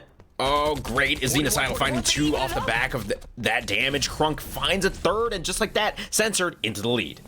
It's even now. 41. Okay, maybe not even anymore. I can count a little bit. 41-42. if Crunkage can find this next kill, they tie it up once again. But Censored, this is their first time since the opening 10 digits that they've been able to take the lead. Now the pacing has slowed back down to a snail crawl like we had seen in game number 1. Though we do get to see the push up from Niramino, the marksman, now marking way up close, gets traded out, but he's good for at least one. And the trades keep going, 44-44, Jim. It's anybody's game. Eska's good for 2, but as long as he can stay alive, Niramino goes for the aerial plays, but he's able to find some impact. Now going up above, back at around 45-45, it's still anybody's game. Crunk, though, on the other side, he's not good for 1, but Xenocidal, his teammate, most certainly is. As long as those abilities, the utility, can keep that lead, Crunkage, that might be their golden factor to make things 1-1. But it's down to the final moments, Jim.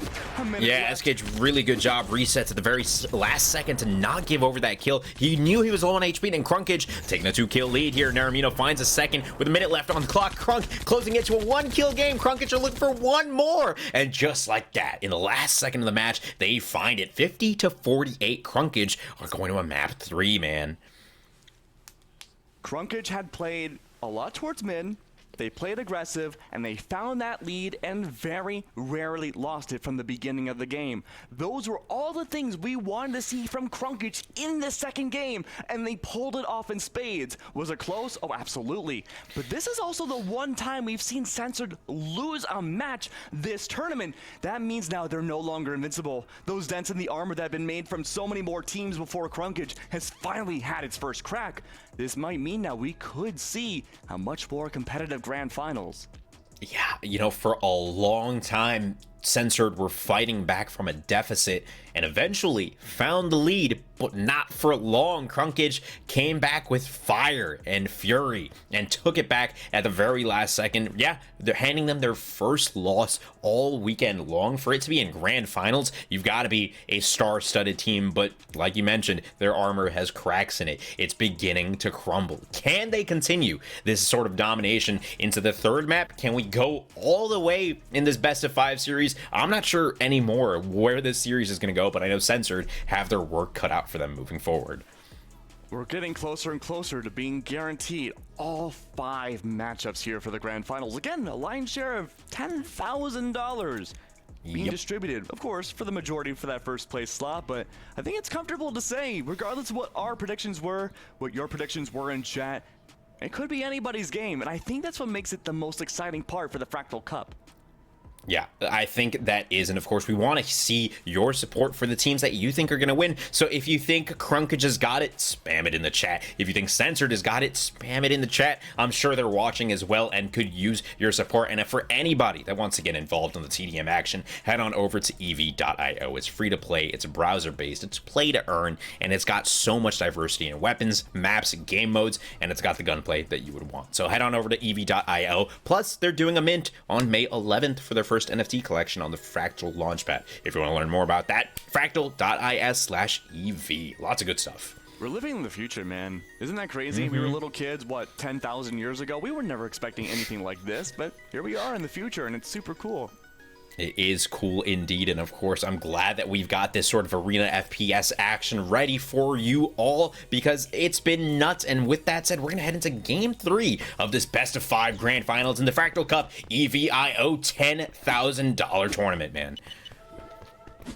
We had seen those big added advantages from Crunkage, being able to adapt around Censored and play directly what they needed to do to ensure that tradability was always there.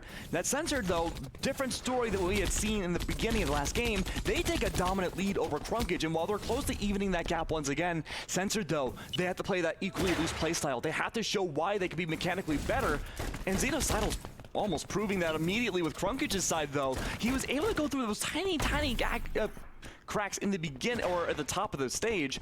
It looks like that won't be providing much benefit anymore. Though it's only a 1 kill difference between the two, Crunkage needs to find that lead immediately because Censored, they were having a difficult time on that back foot. Yeah, good moves from Nizen to just get out of danger, regen on the HP, and he's just going to get naded out. SK just so aware. He always knows where they are. His spatial awareness is out of this world, and now with a sniper in his hand, I am scared of this kid. 6-5, Crunk. Ooh, Nizen! Ooh, from the back. Yeah, that was gross.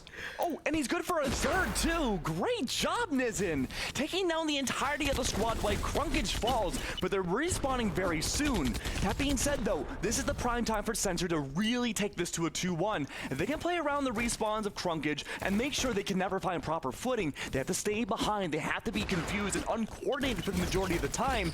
But again, we're seeing that bread and butter play from Crunkage. Trades on trades on trades. They're mechanical, just as good as Censored now. They've warmed up. They've had a lot of time to reflect and review.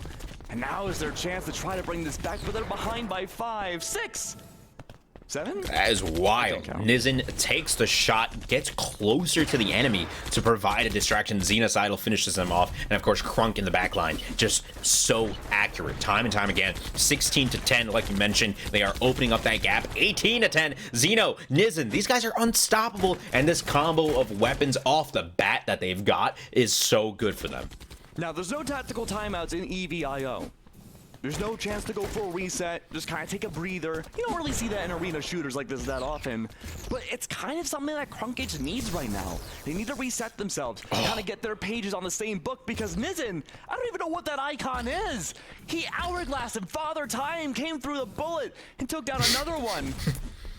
We were just told it was a trip mine. Father Time, trip, all the same. But regardless, it's all the same. But these shots from Nizin, such a good lead.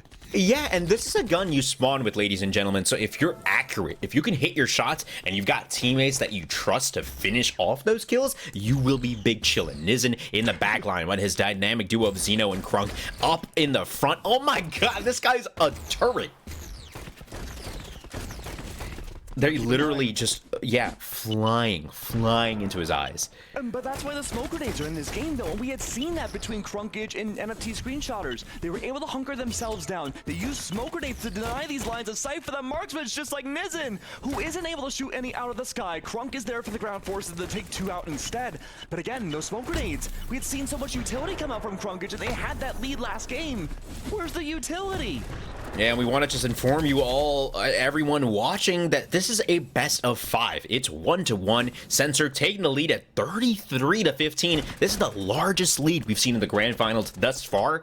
And for anyone wondering, first place for this tournament gets $3,100. That's a huge prize pool out of that 10K in Seoul. So of course, everyone, lots on the line here, and tensions are high as SK finds 2, wants a third, but Crunk is just the better marksman, man. It's high noon, and he comes out on top.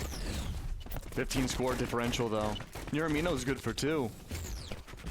Crunkage, again, there's a distinct lack of utility this time, but it's not their fault. Smoke grenades do go down, but there's less opportunities to find plays from utility, because everyone's just everywhere, and especially up in the sky. But it's good for someone like M2, who, for the most part, is usually good to find one. He does find Crunk, he's good for the double kill.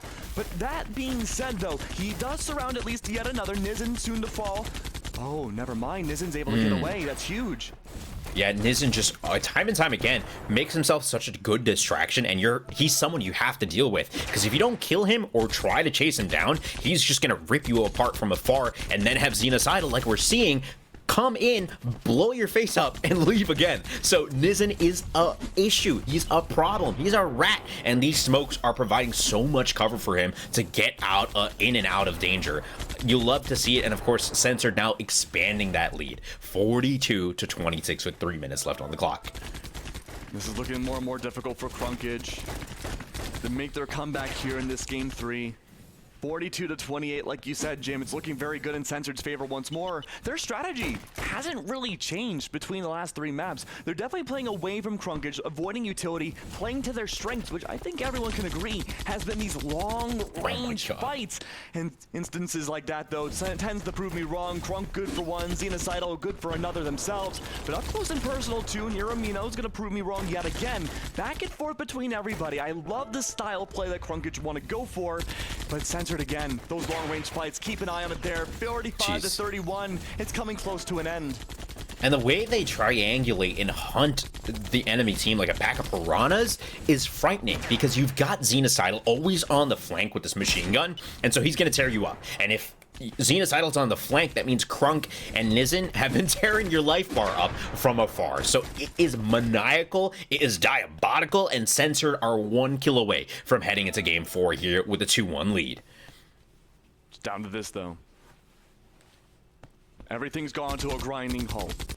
The pump shots come by, and it's an easy 50. Censored, though, taking it now 2-1 over Crunkage. But again, it is not the end of the tournament. No, it's a best of 5, not a best of 3. So there's potential to have at least 1 or 2 more games, depending if Crunkage can tie it up 2-2 over Censored, who's had a dominant lead this entire tournament. Yeah, especially in that specific round, we saw Xenocidal lead the way, which is not... I don't want to say it's uncharacteristic of him, but when you've got fraggers like Nizen and Crunk on your team who usually high kills, low deaths because they're playing that huge range, usually come out on top. And it looks like this time, it looks like Crunkage tried to deal with Nizen. They got his deaths up, right? And they were dealing with him. But if you leave to deal with one head of the Hydra, another one pops up, right? And of course, Xenocidal happy to take his place on the leaderboard at the very top, cementing his place in history. 2-1 so far, like you mentioned. It's a BO5, so they're just 1 win away from securing their lion's share of $10,000 freaking dollars. I love the idea in Game 2 of Crunkage playing around with their utility, playing loose, but Censored realized again, they have a huge advantage when it comes to the long-range play. Unlike a lot of teams here, Censored have distinct roles for each of their players, and one of them is Nizen, who's the dedicated marksman, and marksman did we see. That doesn't stop Crunkage, though, from finding a lot of those long-range plays themselves, but if they can play around and play more aggressive and really target Nizen, especially in this next game, this could be an even 2-2. It really could, and when we're talking about storylines, right, this is the storyline you want. Crunkage originally defeated by Censored, taking them to 1-kill game earlier on in the bracket, now finally taking an entire game off of them. The one that they've lost, the one that Censored have lost all weekend long, have been because of Crunkage. Now 2-1 in a deficit. Crunkage, they have it in them to beat these guys. Can they do it again? And then once more after they go 2-2 to finally take the victory? Not sure, Keg. There's a lot on the line. And of course, with the tensions rising, your nerves also rise and things start to get sloppy. So heading into the 4th match of this BO5, what are your predictions, dude? I don't know if I can give you a prediction this time, Jim. I mean, we had predicted that Crunkage would probably take the 2nd game, but yeah, I mean, the mentality factor, it's impossible to know what's going inside the players' brains, but the mentality, that was the worst game we've seen Crunkage play since their very first match, again, earlier on in the tournament against Censored. This was not a great performance from them, but it was still better historically than most other teams have played against Censored. If they can just take this time to go for a bit of a mental reset, get their coordination in line, again, that might be the opening key that they need to bring this to an even 2-2, but otherwise, if Censored keep just going the ship forwards, well, then they're probably good for that 3-1. I'm excited, and of course, we know you guys are all excited in the Twitch chat as well. So if you want to get involved, ev.io, free to play, play to earn, FPS, browser-based, all the keywords that you could ever imagine in one sentence. And of course, you can earn money for playing the game, right? So if you're good at the game, if you're someone like Nizen, if you're someone like Crunk, and you are just ridiculously cracked, then get at it. This is one of the first tournaments for ev.io. So if you're here, you're early, ladies and gents. Get in on the action. Lots of good stuff happening. Absolutely, and if you don't know about EV.io, well, now's the time to learn. So EV.io, it's a browser-based play-to-earn first-person shooter featuring 15 different maps, 20 different weapons, and 5 game modes, and of course, that really tight gameplay we just saw. What makes it unique is that every time a player makes a kill, they do receive some Solana, real Solana that they can use and spend stuff on. So you can head over to EV.io to play as soon as the tournament's over, or do both at the same time. But speaking of those Solanas that could be earned, Niramino already looking good at the beginning to earn some. They take down Xenocidal, and this is an early lead, albeit by 1 kill for Crunkage. Albeit by 1 kill, but it might just be the beginning of the end for either of these teams. Censored, 1 victory away from securing a huge share of $10,000. Crunkage, they need to win this one if they want to try and take this to a game 5 and want that first place prize in our inaugural EV.io tournament here. So lots riding on the line. Censored, though, opening things up 5-2. Can they keep this lead? That's a very good question here, and it's the early game that I think spells out the most for either of these teams. And with Crunkage only finding 2 now and Censored almost on their way to 10, I'm a little nervous. I'm a little nervous too, you know, and we've seen comebacks happen with bigger numbers, but starting so quickly in the first minute with a 6-kill deficit is not a great look. M2RK, of course, now, oh, Naramino, great shots there as well, 5-9. If they can keep up the momentum, maybe they can close this gap, but we talk about mentality. You've got to get the 50 kills or the end of 8 minutes, you know, don't let this first minute, these first couple of frags mess you up. Let's just keep the game momentum high and keep it rolling because it's anybody's game. But just as I say that, though, Crunk displaying aerial superiority, finding 2 quick ones midair. Now, keep an eye on 2 things, chat. We have to watch 2 different things in this matchup. We need to see how Crunkage uses their utility to find kills, and we also need to see how they play around the mid side of the map. Now, the big issue is right now is that Censored, they're really good at their long-range play. Nizen, of course, good for 1, make that 2 again. Perfect example of that long range, but Crunkage, if they can just play into that aggression of Censored, or even take down Nizen in the process, that'll force so much advantageousness to their own side, but again, that's easier said than done. Crunkage, though, double kill for the team. Nizen, though, gets a trade instead. It's a back and forth once more, and in that usual spot that we've seen defensively so many times is now a disadvantage. Yeah, util is the name of the game that we were talking about. Censored using it so well. Tripwire's denying so much of this portal area, right? As soon as you take the portal, you can take this one long line of sight fight, or you go over to the right side, which you will be graced by the electric mines that have been placed down to deny that entire spot. Now we're seeing the fight head on back towards that south end of the map where this resource spawn point was. And of course, these 2 areas are going to be important to control. But of course, SK, a great couple of shots there, but Nizen just returns, letting them know, hey, I can hit those 2.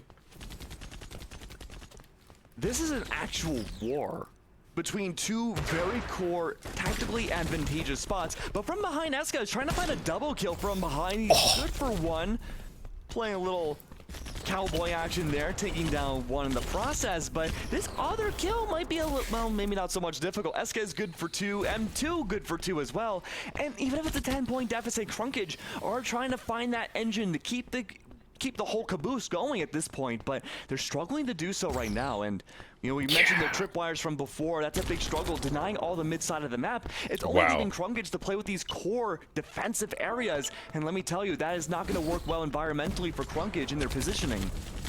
You love to see it too. Xenocidal always in a good spot, playing pretty much consistently across the map from Nizen. Nizen relays the information, and Xenocidal and Co just come up into their back and ruin their lives, because if they want to try to run away from Xeno, they're gonna run into Nizen and that laser rifle, which we've seen be devastating time and time again. Now Censored 36-21, 37-21, as Nizen finds another with that laser rifle, and of course will self-destruct to prevent any more points going to the side of Crunkage.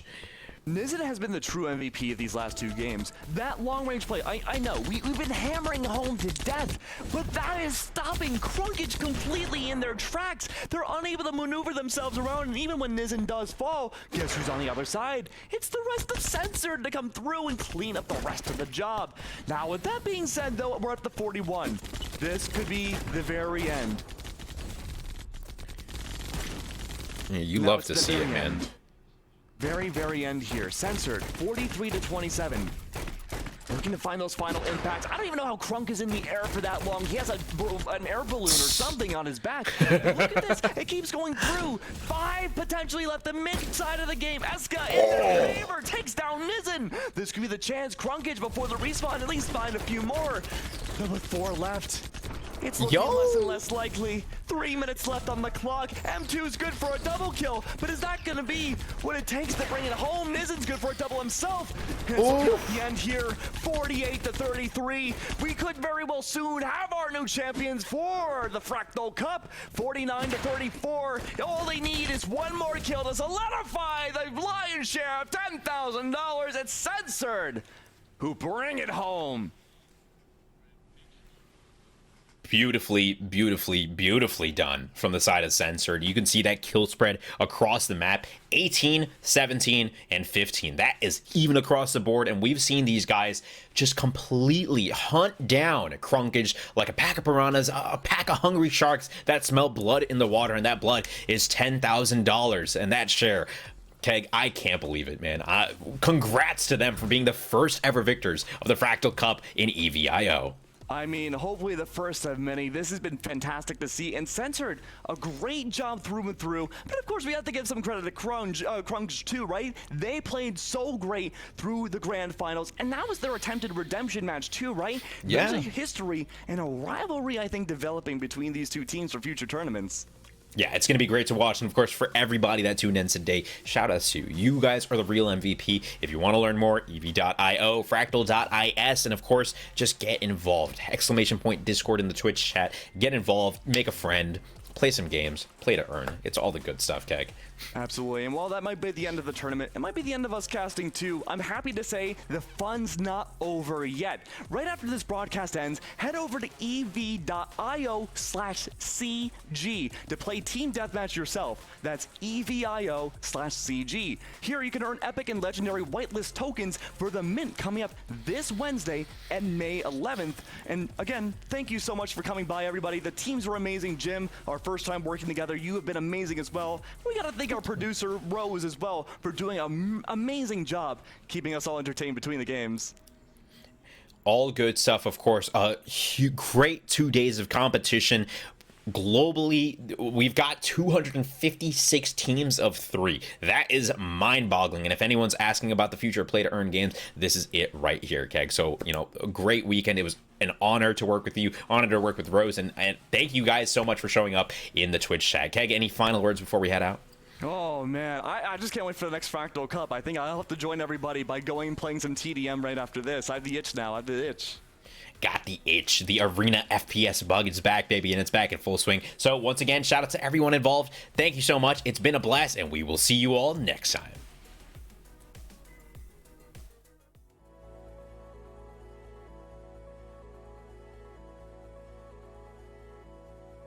I think there's a profound and enduring beauty in simplicity, in clarity.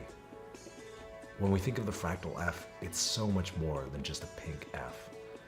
It's a remarkable visual design achievement. I think it truly represents a complete revolution in the way a company's story can be encapsulated in such a small but impactful way. Every detail was specifically engineered to bring the vision of Fractal to life. Everything from the shade of pink to the boldness of the lettering took us months of laborious work. We worked intensely with some of the most talented visual design minds from all over the world in order to even have a chance to pull off this ambitious feat. The result is something with a degree of elegance, beauty, and robustness that even we never dreamed of. One of the things we're most proud of here at Fractal is our immaculate attention to detail, no matter how subtle. For example, you may not have noticed that the F in the logo actually stands for Fractal. And I think that's just one of the many absolutely brilliant little details that often goes underappreciated. But we don't do things for clout. We do things because they matter. Despite everyone telling us it couldn't be done, we persevered and managed to pull it off. Fractal is all about letting quality speak for itself and pushing beyond the limits of what we thought was possible.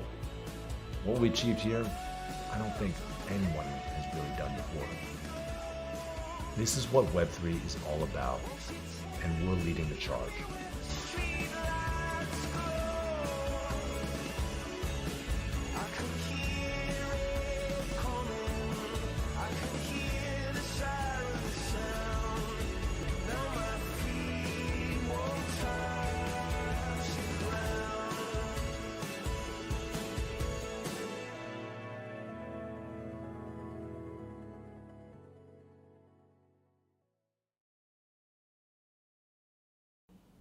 Okay.